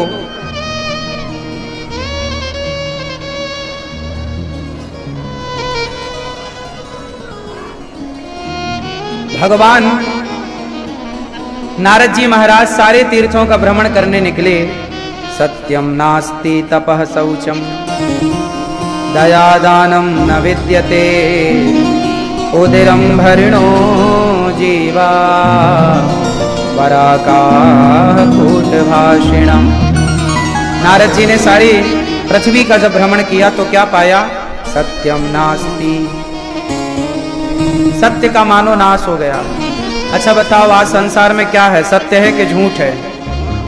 मैया भैया बताओ, सत्य ज्यादा है कि झूठ ज्यादा है? आप क्या बोलते हो? संसार में सत्य ज्यादा है कि झूठ? झूठ। आप झूठ ज्यादा है। क्या बोलते हो आप? ज्यादा सच या ज्यादा झूठ? आपसे पूछ रहे हैं, बताओ। आप सच बोलते हो कि झूठ बोलते हो? सच बोल। संसार में ज्यादा क्या है? सच है या झूठ है? आप बताओ मैया, क्या है ज्यादा? झूठ। आप बताओ क्यों भैया, क्या है संसार में ज्यादा, सच या झूठ?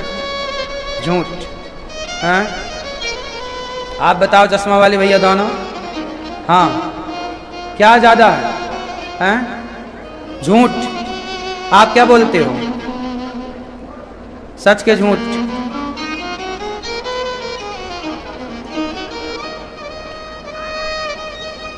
आधा आधा है। वैसे झूठ बोलना चाहिए क्या? झूठ बोलने के कुछ स्थान हैं, कहां झूठ बोलना है, कहां सच बोलना है। देखो, झूठ भी वहां बोलना चाहिए जहां आपके झूठ बोलने से किसी निर्दोष व्यक्ति की जान बच रही हो।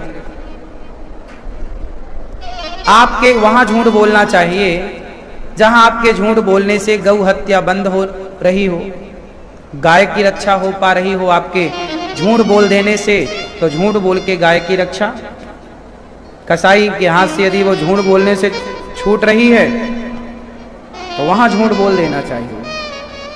आपके संपूर्ण संपत्ति की रक्षा यदि झूठ बोलने से हो रही है तो आप झूठ बोल के अपनी संपत्ति की रक्षा कर सकते हैं।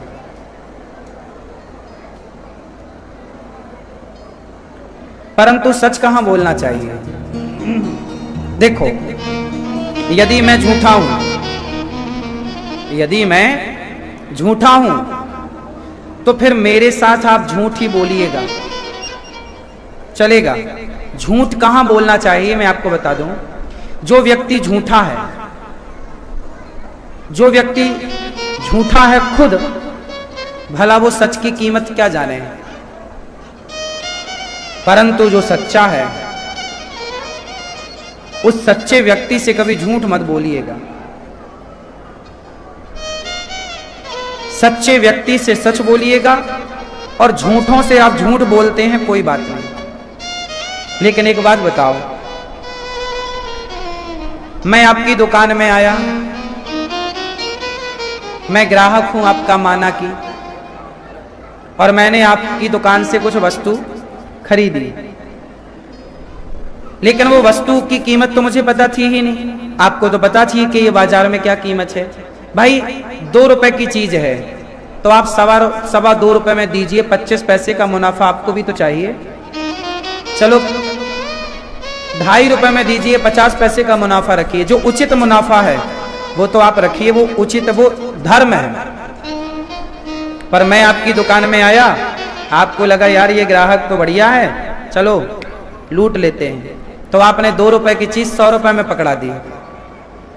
तो मैं तो जानता नहीं था कि ये 2 की है या 100 की, पर आपने जो मेरे साथ किया वो तो छल कर दिया।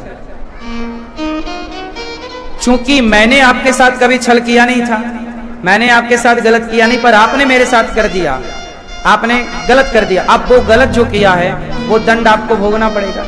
जो मेरे से आपने 98 रुपए ज्यादा ले लिए, वो 98 ना तुम बचा पाओगे, ना तुम्हारा बाप, ना तुम्हारी औलाद, वो तुमसे बचेगा नहीं। हाँ, ईमानदारी का जो आपका बनता था, रुपए 2 रुपए जो भी ईमानदारी का था, वो आपको बचता।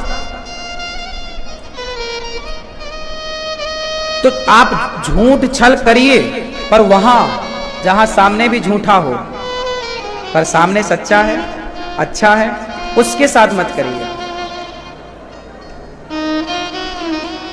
देखो ना, महाभारत में ऐसा हुआ। क्या हुआ? महाभारत में गुरु द्रोणाचार्य का सिर काटा गया। एक झूठ फैलाया गया था भगवान कृष्ण के द्वारा कि अश्वत्थामा मारा गया। अब बताओ ये झूठ कौन फैला रहा था? जोर से, जोर से बोलो, आवाज आ रही है? पीछे वाली मैया, लाल पीली मैया, हरी, जा रही हो मेरी मां? सुनो, ये बताओ अश्वत्थामा मारा गया, ये झूठ किसने फैलाया था? सब लोग बताओ, किसने? भगवान श्री कृष्ण ने। अब आप मुझे ये बताओ कि भगवान कृष्ण भगवान होके ये क्यों झूठ फैला रहे हैं कि अश्वत्थामा मारा गया? क्यों? उत्तर दो, क्यों फैलाया? क्योंकि वहां झूठ की जरूरत थी। क्या जरूरत थी झूठ की? क्योंकि गुरु द्रोणाचार्य निर्दोष सेना को मारे डाल रहे हैं, निर्दोष सेना पर टूट पड़े थे, जरूरत से ज्यादा अपनी शक्ति का मिसयूज कर रहे थे गुरु द्रोणाचार्य। निर्दोष जनता मर रही थी, निर्दोष सेना मर रही थी, और गुरु द्रोणाचार्य साथ किसका दे रहे थे? दुर्योधन जैसे नालायक का। यदि गलत को रोकने के लिए झूठ का सहारा लेना पड़े तो भगवान ने कहा यह कूटनीति है, इस नीति का प्रयोग वहां करना चाहिए जहां गुरु द्रोणाचार्य वो कोई अच्छे तो थे नहीं। गुरु द्रोणाचार्य के सामने भरी सभा में द्रौपदी की साड़ी खिंच रही थी। द्रौपदी ने तो आपसे न्याय मांगा था ना, तब आप कहां न्याय कर रहे थे? जब आपसे न्याय मांगा गया तब आपने न्याय नहीं किया। जब गुरु द्रोणाचार्य के द्वारा चक्रव्यूह की रचना हुई और उसमें निहत्था अभिमन्यु मारा गया, एक योद्धा से एक योद्धा ही युद्ध करेगा ये नियम था, तो फिर एक योद्धा से जब 7 महारथी युद्ध कर रहे थे तब गुरु द्रोणाचार्य ने रोका क्यों नहीं? तब क्यों उन्होंने असत्य का साथ दिया? तब क्यों गलत किया?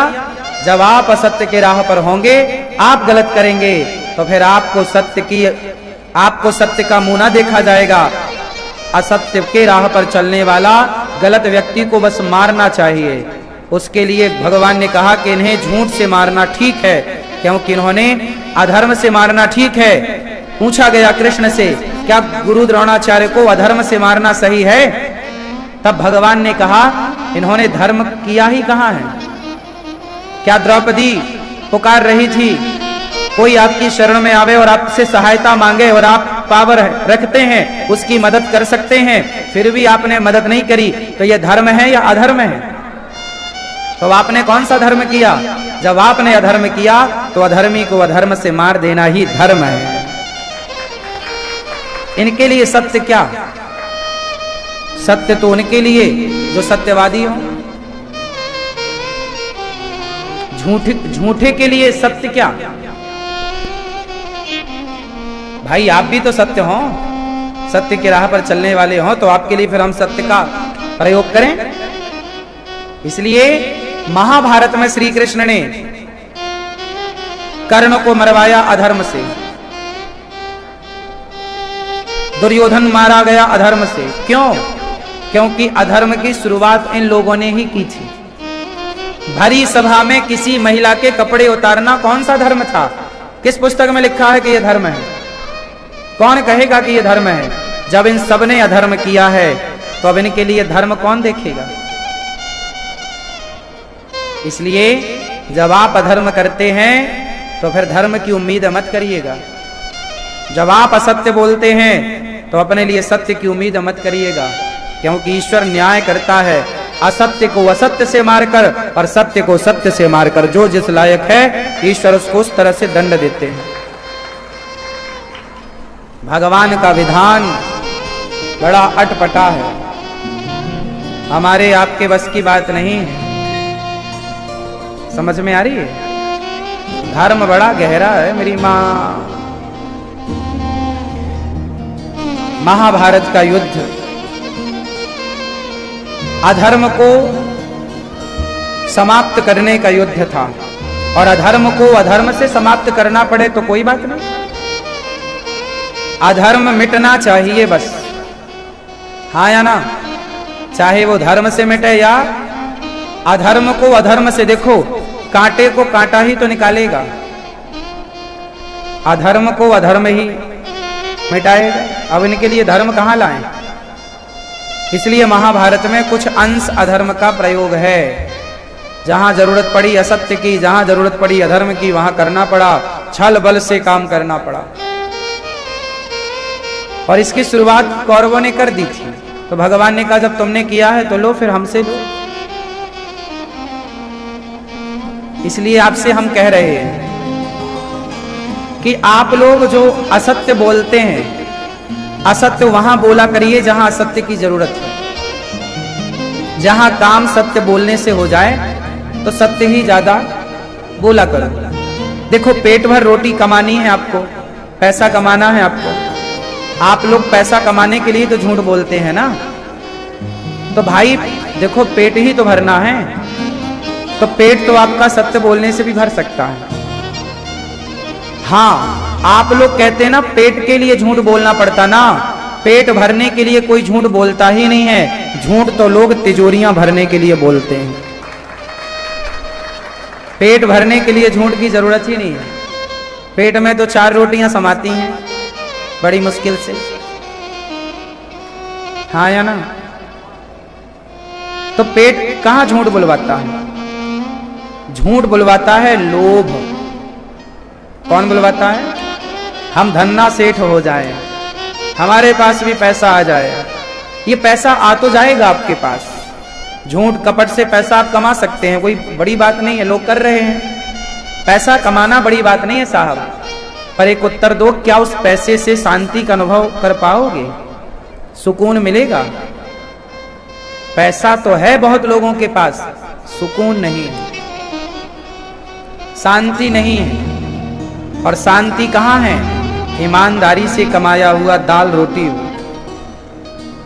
दाल ना साहब, ईमानदारी मेहनत की रोटियां खाना, जो स्वाद उन रोटियों में होगा, बेईमानी की कमाई की रोटियों में स्वाद नहीं होता।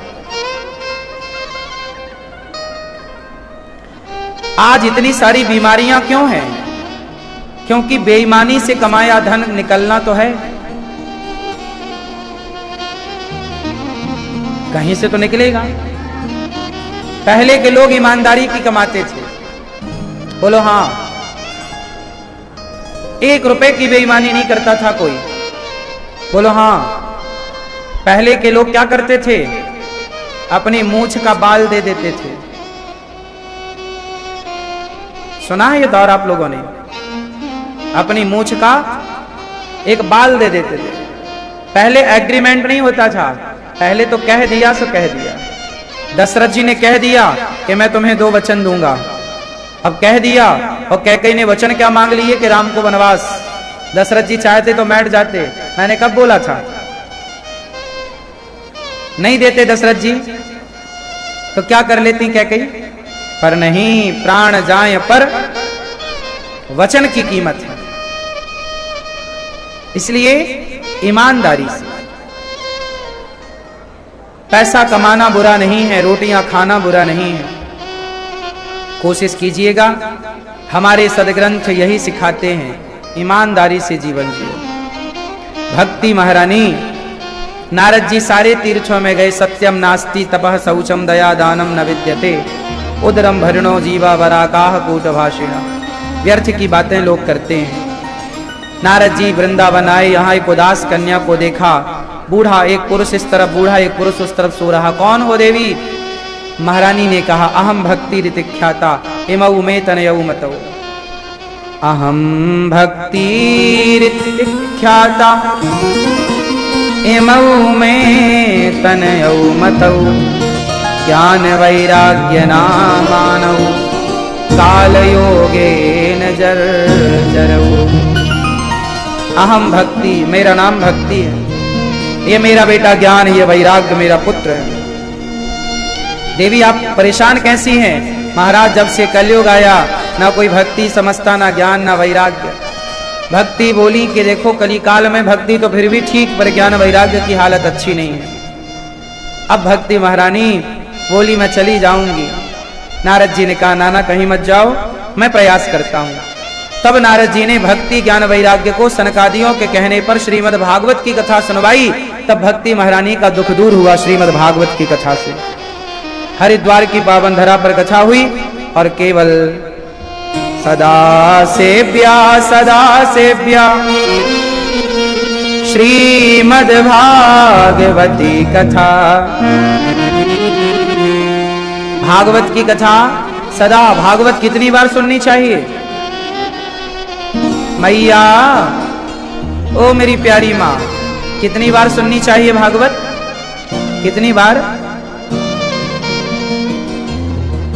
राम राम रटते रहो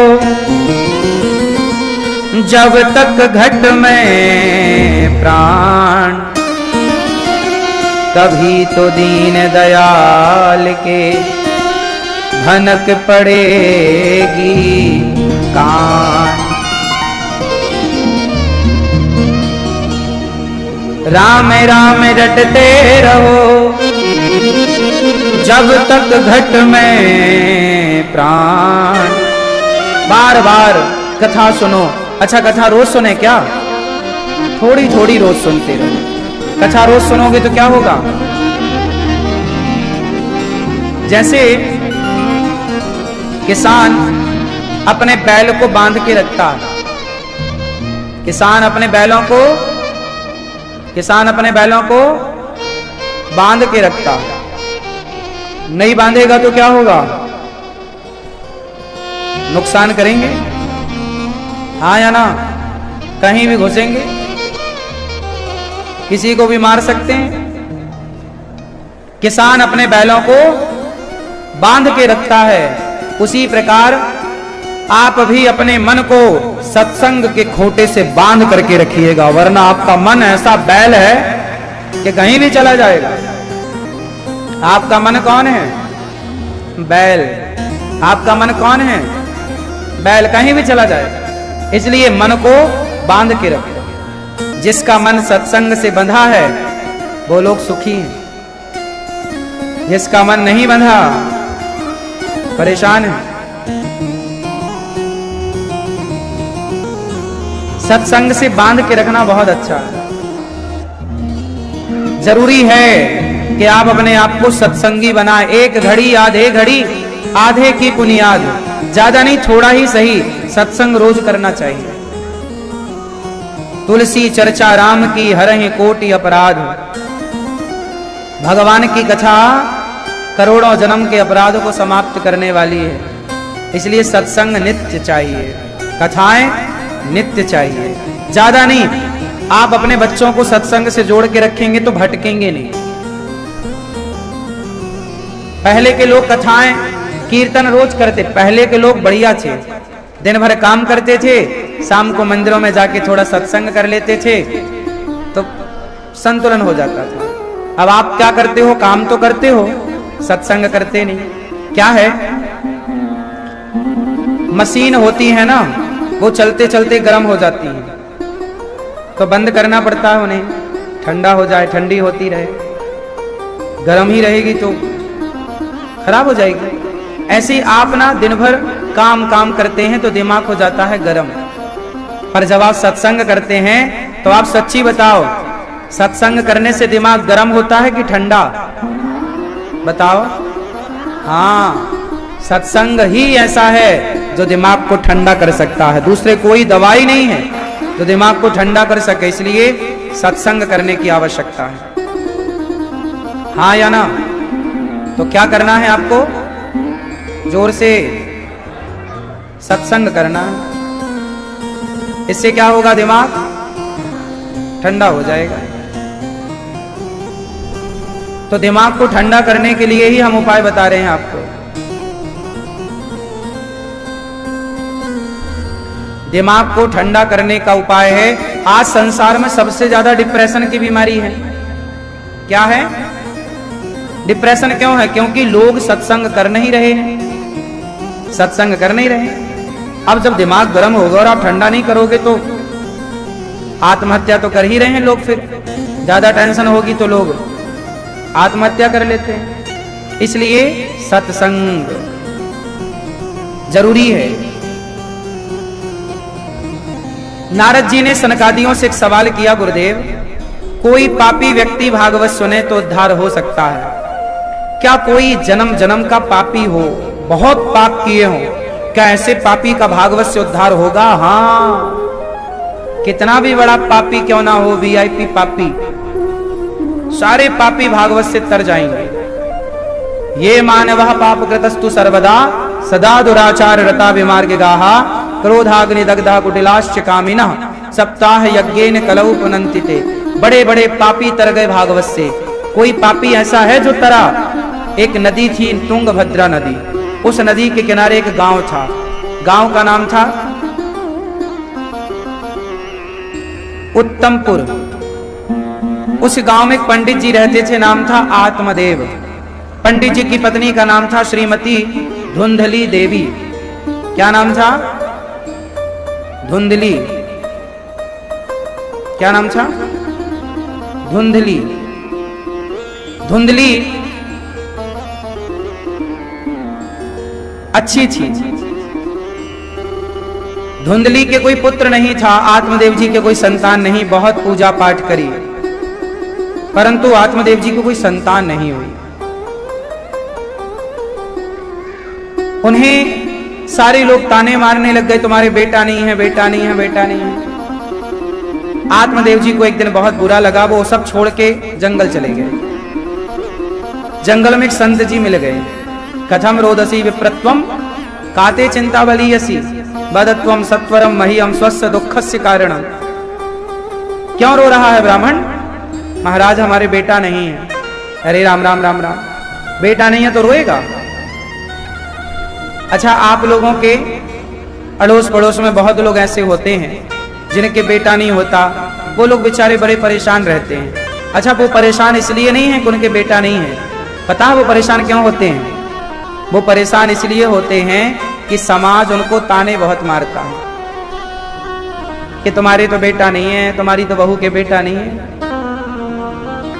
किसी को बेटा ना हो तो वो परेशान नहीं है, पर जमाना उसे जीने नहीं देता।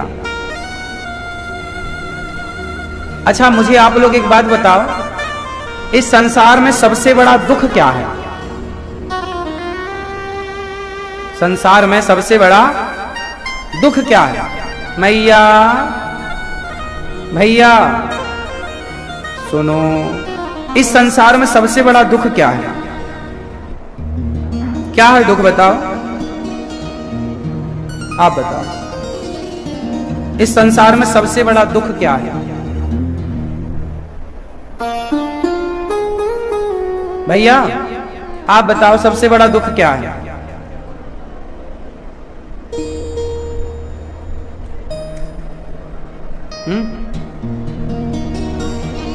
आप एक काम करो, आप में से कितने लोग दुखी हैं पहले ये बताओ हमें। आप लोग एक काम करना, मैया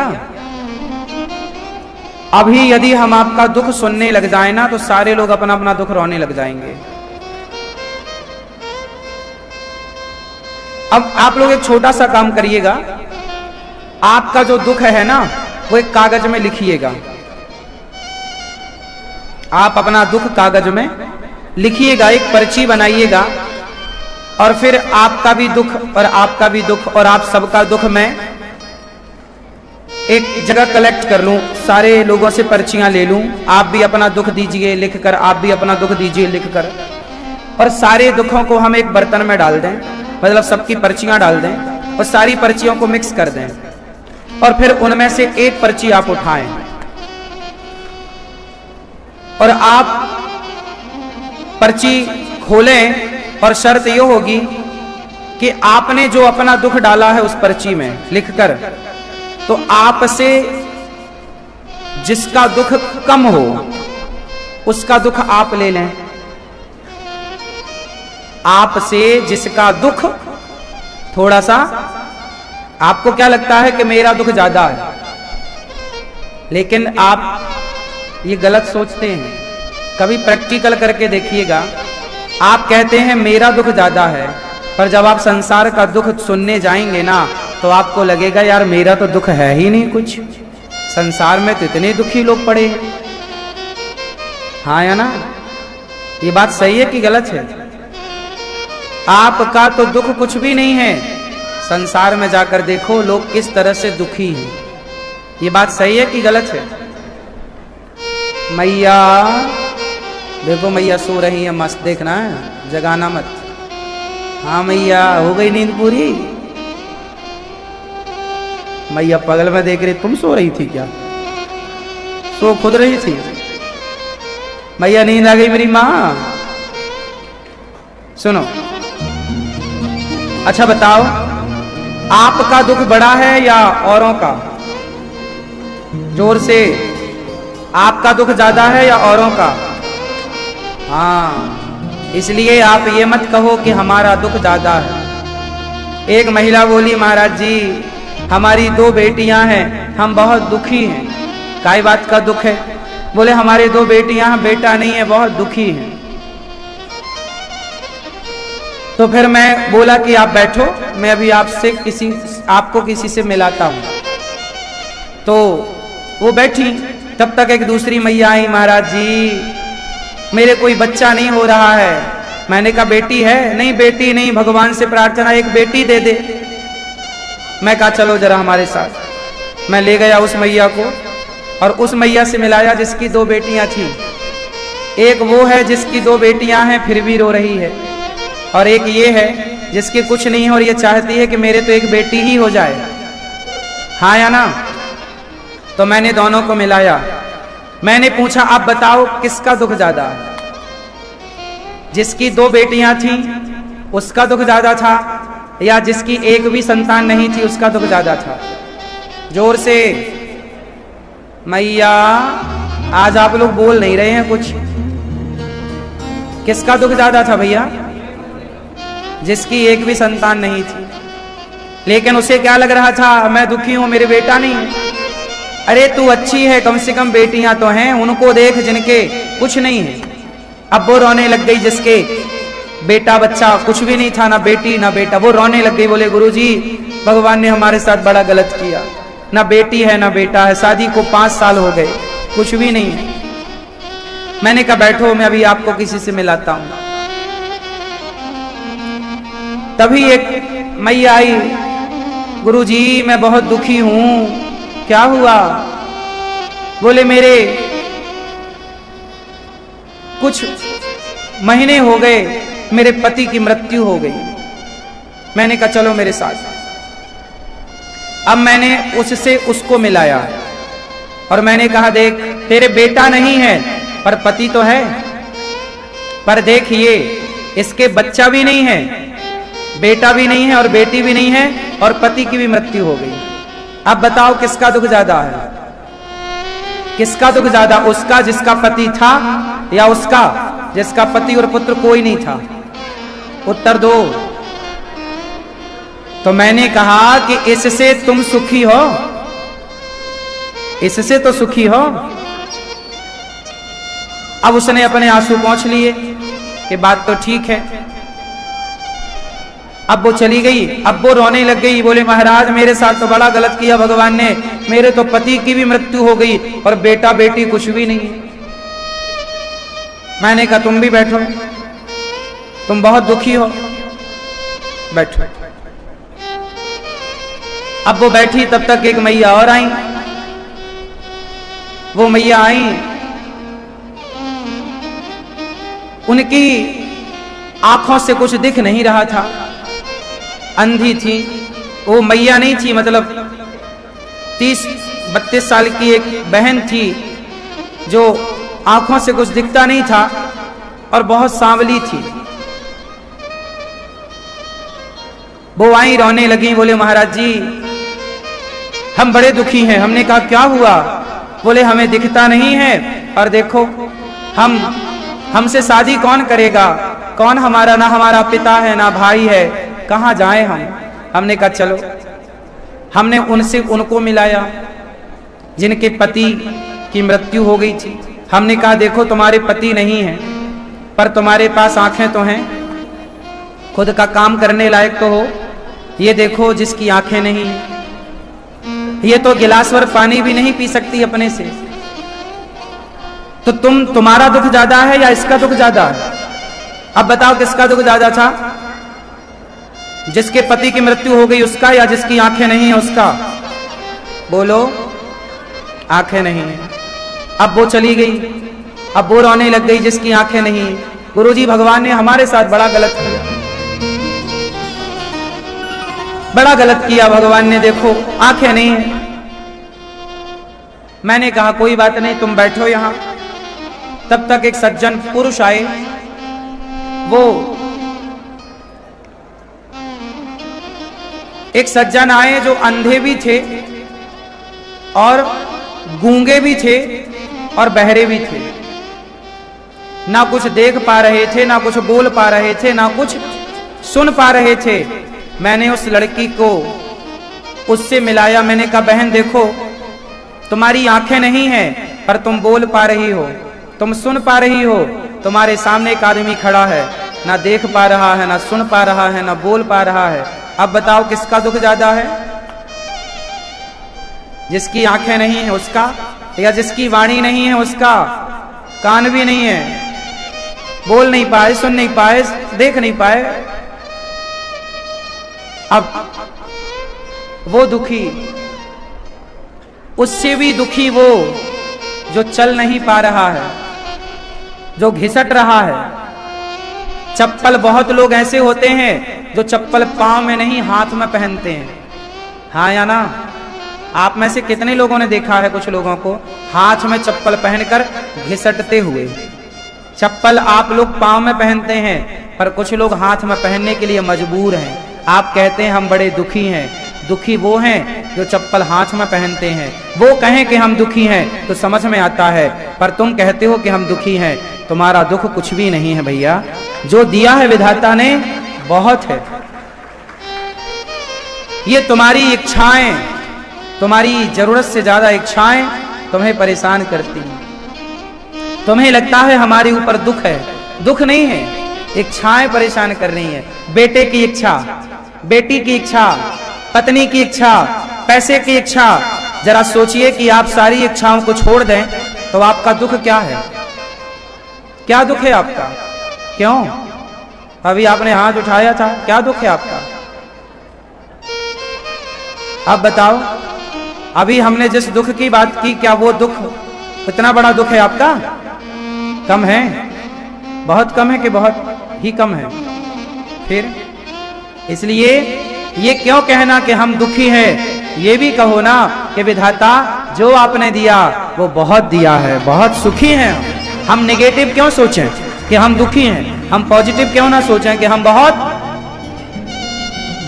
बहुत जोर से। आप में से कितने लोग सुखी हैं? आप नहीं हैं। इसलिए हम बहुत सुखी हैं। हमारे पास चलने को पांव हैं, उठाने को हाथ हैं, देखने को आंखें हैं, सुनने को कान, बोलने को वाणी। यही हमारा तो धन है ना मेरी माँ। आपके पास पैसा बहुत हो पर आंखें ना हो तो आप सारा पैसा लुटा देंगे आंखों में। आपके पास पैसा हो पर कान सुनने ना लग जाएं, बहरे हो जाएं, आप सारी दौलत लुटा सकते हैं कानों के इलाज में। मतलब दौलत से ज्यादा आपकी आंख कीमती है। आपके पांव में कोई कष्ट हो जाए और करोड़, डॉक्टर बोले कि 1 करोड़ लगेगा, तो आप कर्जा लेके आप अपने पांव का उपचार करेंगे। मतलब आपका स्वस्थ शरीर, इस संसार की ऐसी कोई संपत्ति नहीं है जो आपके स्वस्थ शरीर से बड़ी हो, कीमती हो। सबसे कीमती कौन है? सबसे कीमती क्या है? आप कीमती हैं, आपका स्वास्थ्य कीमती है। हाँ या ना? तो जिसके पास स्वस्थ शरीर है वो अमीर है, और जिसके जीवन में रोग है, रोगी आदमी कहे कि हम गरीब हैं क्योंकि हमारा रोग है, तो समझ में आता है कि चलो भाई तुम रोगी हो पर आप स्वस्थ हैं। और सामान्य रोग तो चलता है, बड़ा कोई रोग ना हो आपके जीवन में। सर्दी जुकाम तो सबको ही लगी रहती है, क्यों जी? पर मेरा मानना है कि जीवन में कष्ट कितना भी हो पर उस कष्ट पर ध्यान ना देकर इस बात पर ध्यान देना चाहिए कि प्रभु जो कुछ है वो बहुत है आपकी कृपा से, हम बहुत सुखी हैं। हम बहुत सुखी हैं। ये दास अनिरुद्ध, हम बचपन में जब भीख मांगते थे घर घर जाकर गांव में, तब भी हमने कभी नहीं कहा कि हम बहुत दुखी हैं। तब भी हम कहते थे हम बहुत सुखी हैं, जबकि भीख मांगते थे। खाने को भरपेट रोटियां नहीं थी, फिर भी कहते थे सुखी हैं, बहुत बढ़िया है। और आज भी विधाता ने जो दिया है, आज भी कहते हैं कि सुखी हैं। तब जब कुछ नहीं था, तब भी अपने आप को कभी शिकायत नहीं करी कि प्रभु तुमने ये नहीं दिया। ईश्वर फूलों में रखें या कांटों में रखें, हम कभी ना कहेंगे कि प्रभु आपने कहाँ रखा है। जो आपकी इच्छा है, जहां मन हो वहां रखना, हम सहर्ष रहने को तैयार हैं। यही है प्रेम। भगवान से जब प्यार करोगे ना, तो भगवान से भी कोई डिमांड ना होगी। आपकी यदि भगवान से डिमांड है, इच्छा है, तो आपका भगवान से प्यार नहीं है, व्यापार है। भगवान से क्या होना चाहिए, प्यार या व्यापार?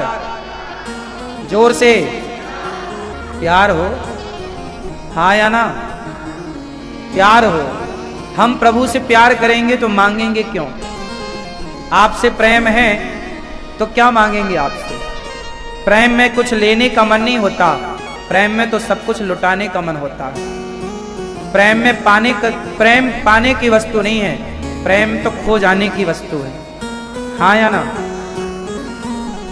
प्रेम क्या है? प्रेम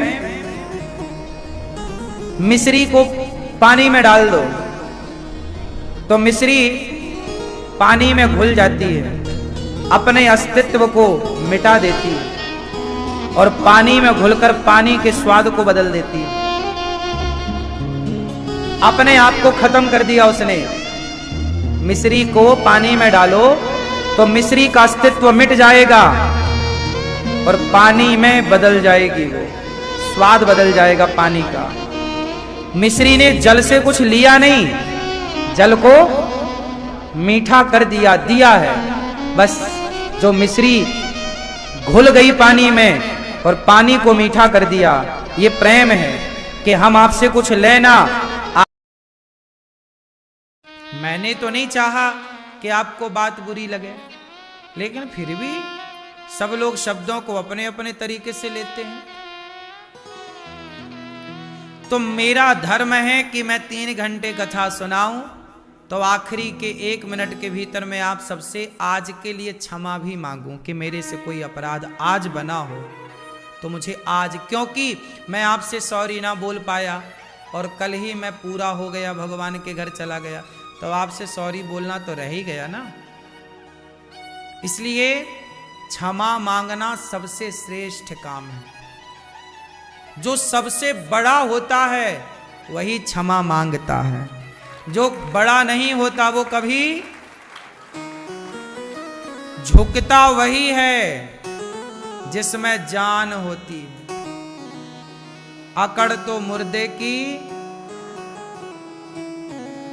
इसलिए सॉरी कहो, क्षमा मांगो अपनी मां से, मां मैंने कोई अपराध किया हो तो क्षमा कर दो। पिता से क्षमा, पत्नी से क्षमा, पति से क्षमा, पुत्र से क्षमा। ये नहीं कि नहीं मैं बेटे से क्षमा क्यों मांगू। अरे यही तो विचार का खेल है साहब, यही तो तुम्हारे अभिमान को पिघलाएगा। जब तक तुम क्षमा नहीं मांगते तब तक तुम्हारा घमंड तुम्हारे भीतर रहता, लेकिन जब तुम क्षमा मांगते हो तो तुम्हारा घमंड पानी बन करके बह जाता है, तुम निष्पाप हो जाते हो। आप पापी तब तक हैं जब तक क्षमा नहीं मांगी। राम ने हनुमान जी को भेजा, भैया ओ मोबाइल वाले भैया, राम जी ने हनुमान जी को भेजा, जाओ रावण से कह देना कि वो क्षमा मांग ले।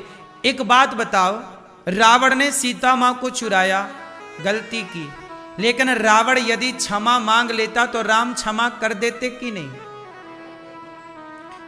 अंगद जी समझाने गए ना कि अभी भी मौका है, सीता मैया को वापस कर दो और चलो शरण में, राम तुम्हें क्षमा कर देंगे। राम तो तैयार थे क्षमा करने के लिए। तुमने क्षमा मांगी कब? अभिमान था, मैं क्यों झुकूं भाई, मैं तो रावण, इतना बड़ा रावण, लंकापति रावण। राम तो वनवासी आदमी है, वो मुझे क्या मारेगा, मैंने इंद्र को हरा दिया युद्ध में, मेरी तो सोने की लंका है। घमंड था रावण को, मुझे कोई हरा नहीं सकता। मेरा बेटा मेघनाथ बड़ा बलवान है, मेरा भाई कुंभकर्ण बड़ा बलवान है, मेरे कुर्सी के नीचे देवता रहते हैं, शनि उल्टा लटके रावण की कुर्सी के नीचे। बोलो हाँ, घमंड तो था साहब, लेकिन वो घमंड ने रावण का सत्यानाश कर दिया। एक बार रावण सॉरी कह देता, एक बार कान पकड़ के हे राम मुझे क्षमा कर दो, इतनी सी लाइन कह देता तो पूरा रामायण बच जाती, पूरा लंका का नाश बच जाता, एक लाइन। लेकिन आप भी कम नहीं हो, आप भी टूट जाते हो पर झुकते नहीं हो। आप भी रावण के ही पद चिन्हों पर चल रहे हो। तुम अपना लाखों का नुकसान कर लेते हो पर सॉरी नहीं बोलते हो। तुम्हारी भी तो अकड़ है, तुम्हारा भी तो घमंड है, ये इससे बड़ी कोई बेवकूफी नहीं होती। रोज अनिरुद्धाचार्य आप सबसे क्षमा चाहता है, कोई पाप कोई अपराध मेरी वाणी से हुआ हो तो। जब मैं क्षमा मांगता हूं ना तो मेरा घमंड समाप्त हो जाता है। मेरे भीतर घमंड को ठहरने की जगह ही नहीं मिलती। जब आप झुकते नहीं हैं तो घमंड पनपता है, अभिमान एटीट्यूड पनपता है, भीतर भीतर बढ़ता। अरे मैं कम हूं क्या, मैं क्यों सॉरी बोलूं, क्यों झुकूं। इसलिए अपने माता को, पिता को, गुरु को, बड़ों को प्रणाम करने की बात है। मेरे भीतर घमंड होता ना साहब तो मैं किसी माँ के पांव कभी ना दबाता। जिनके भीतर घमंड है वही घमंड तो तुम्हें माँ के चरणों में भी झुकने नहीं दे रहा है, पागल। आजकल बेटा भी अपने माँ के पांव कहां छू रहा है, घुटने छू रहा है। और सुनो, गर्लफ्रेंड के संग सेल्फी डाल रहा है, कहीं घूमने गया पार्क में सेल्फी डालता है। आप युवाओं की जरा पूरी पोस्ट चेक कर लेना, शायद एक दो बेटा ऐसे मिलेंगे जो माओ के पांव छूते हुए की सेल्फी डालते हैं। उनका ईगो, अरे पांव में पड़ के कौन फोटो खिंचाता भाई। हाँ? आजकल बेटे कहां मां के पांव छूते हुए की फोटो शेयर कर रहे हैं। बोलो हाँ, हाँ गर्लफ्रेंड के संग कॉफी की फोटो डली होगी, कॉफी पीते हुए की। सही है कि नहीं। याद रखना साहब, पांव तक ना सब लोग नहीं पहुंचते। तुम मेरे कंधे पे हाथ आसानी से रख लोगे, कंधे तक सब पहुंचते हैं। बोलो हाँ, कंधे तक सब पहुंचते हैं, पांव तक सब नहीं पहुंचते। पांव तक पहुंचा अनिरुद्धाचार्य, उन माओ के चरणों तक पहुंच गया। इसलिए आज पूरी दुनिया ये दास अनिरुद्ध की सेवाओं को, गौरी गोपाल, एक मैया आज मेरे पास आई और मैया ने कहा बेटा यहां जितनी सेवाएं हैं उन सेवाओं को मैं प्रणाम करती हूं। सेवाओं को लोग प्रणाम कर रहे हैं क्योंकि मैं पांव तक पहुंचा। मैं ऊपर नहीं गया, मैं नीचे गया। सारे लोग ऊपर जाना चाहते हैं, ऊपर जाओ, विकसित हो, विकास हो आपका और आप तरक्की करें और बड़े बने। मैं बड़ा नहीं, मैं छोटा बनने के लिए झुका। तुम अपनी मां के पांव कब दबाए थे आखिरी बार, याद है कुछ? मैं वृद्ध माताओं के चरण रोज दबाता हूं, लगभग रोज का मतलब है जब मैं बाहर कथाओं में होता हूँ तो बाहर ही होता हूँ, फिर नहीं हो पाती, लेकिन लगभग रोज, लगभग। और एक माँ के नहीं, एक दिन में कम से कम 25, 30, 40 माताओं के चरण नित्य। अब बताओ मेरे भीतर अहंकार को ठहरने की जगह बची? जो चरणों से झुकता, चरणों की तरफ भागता है, वो बड़ा है। इसलिए आप भी अपने मां के पांव दबाओ। पांव बड़ी चीज है।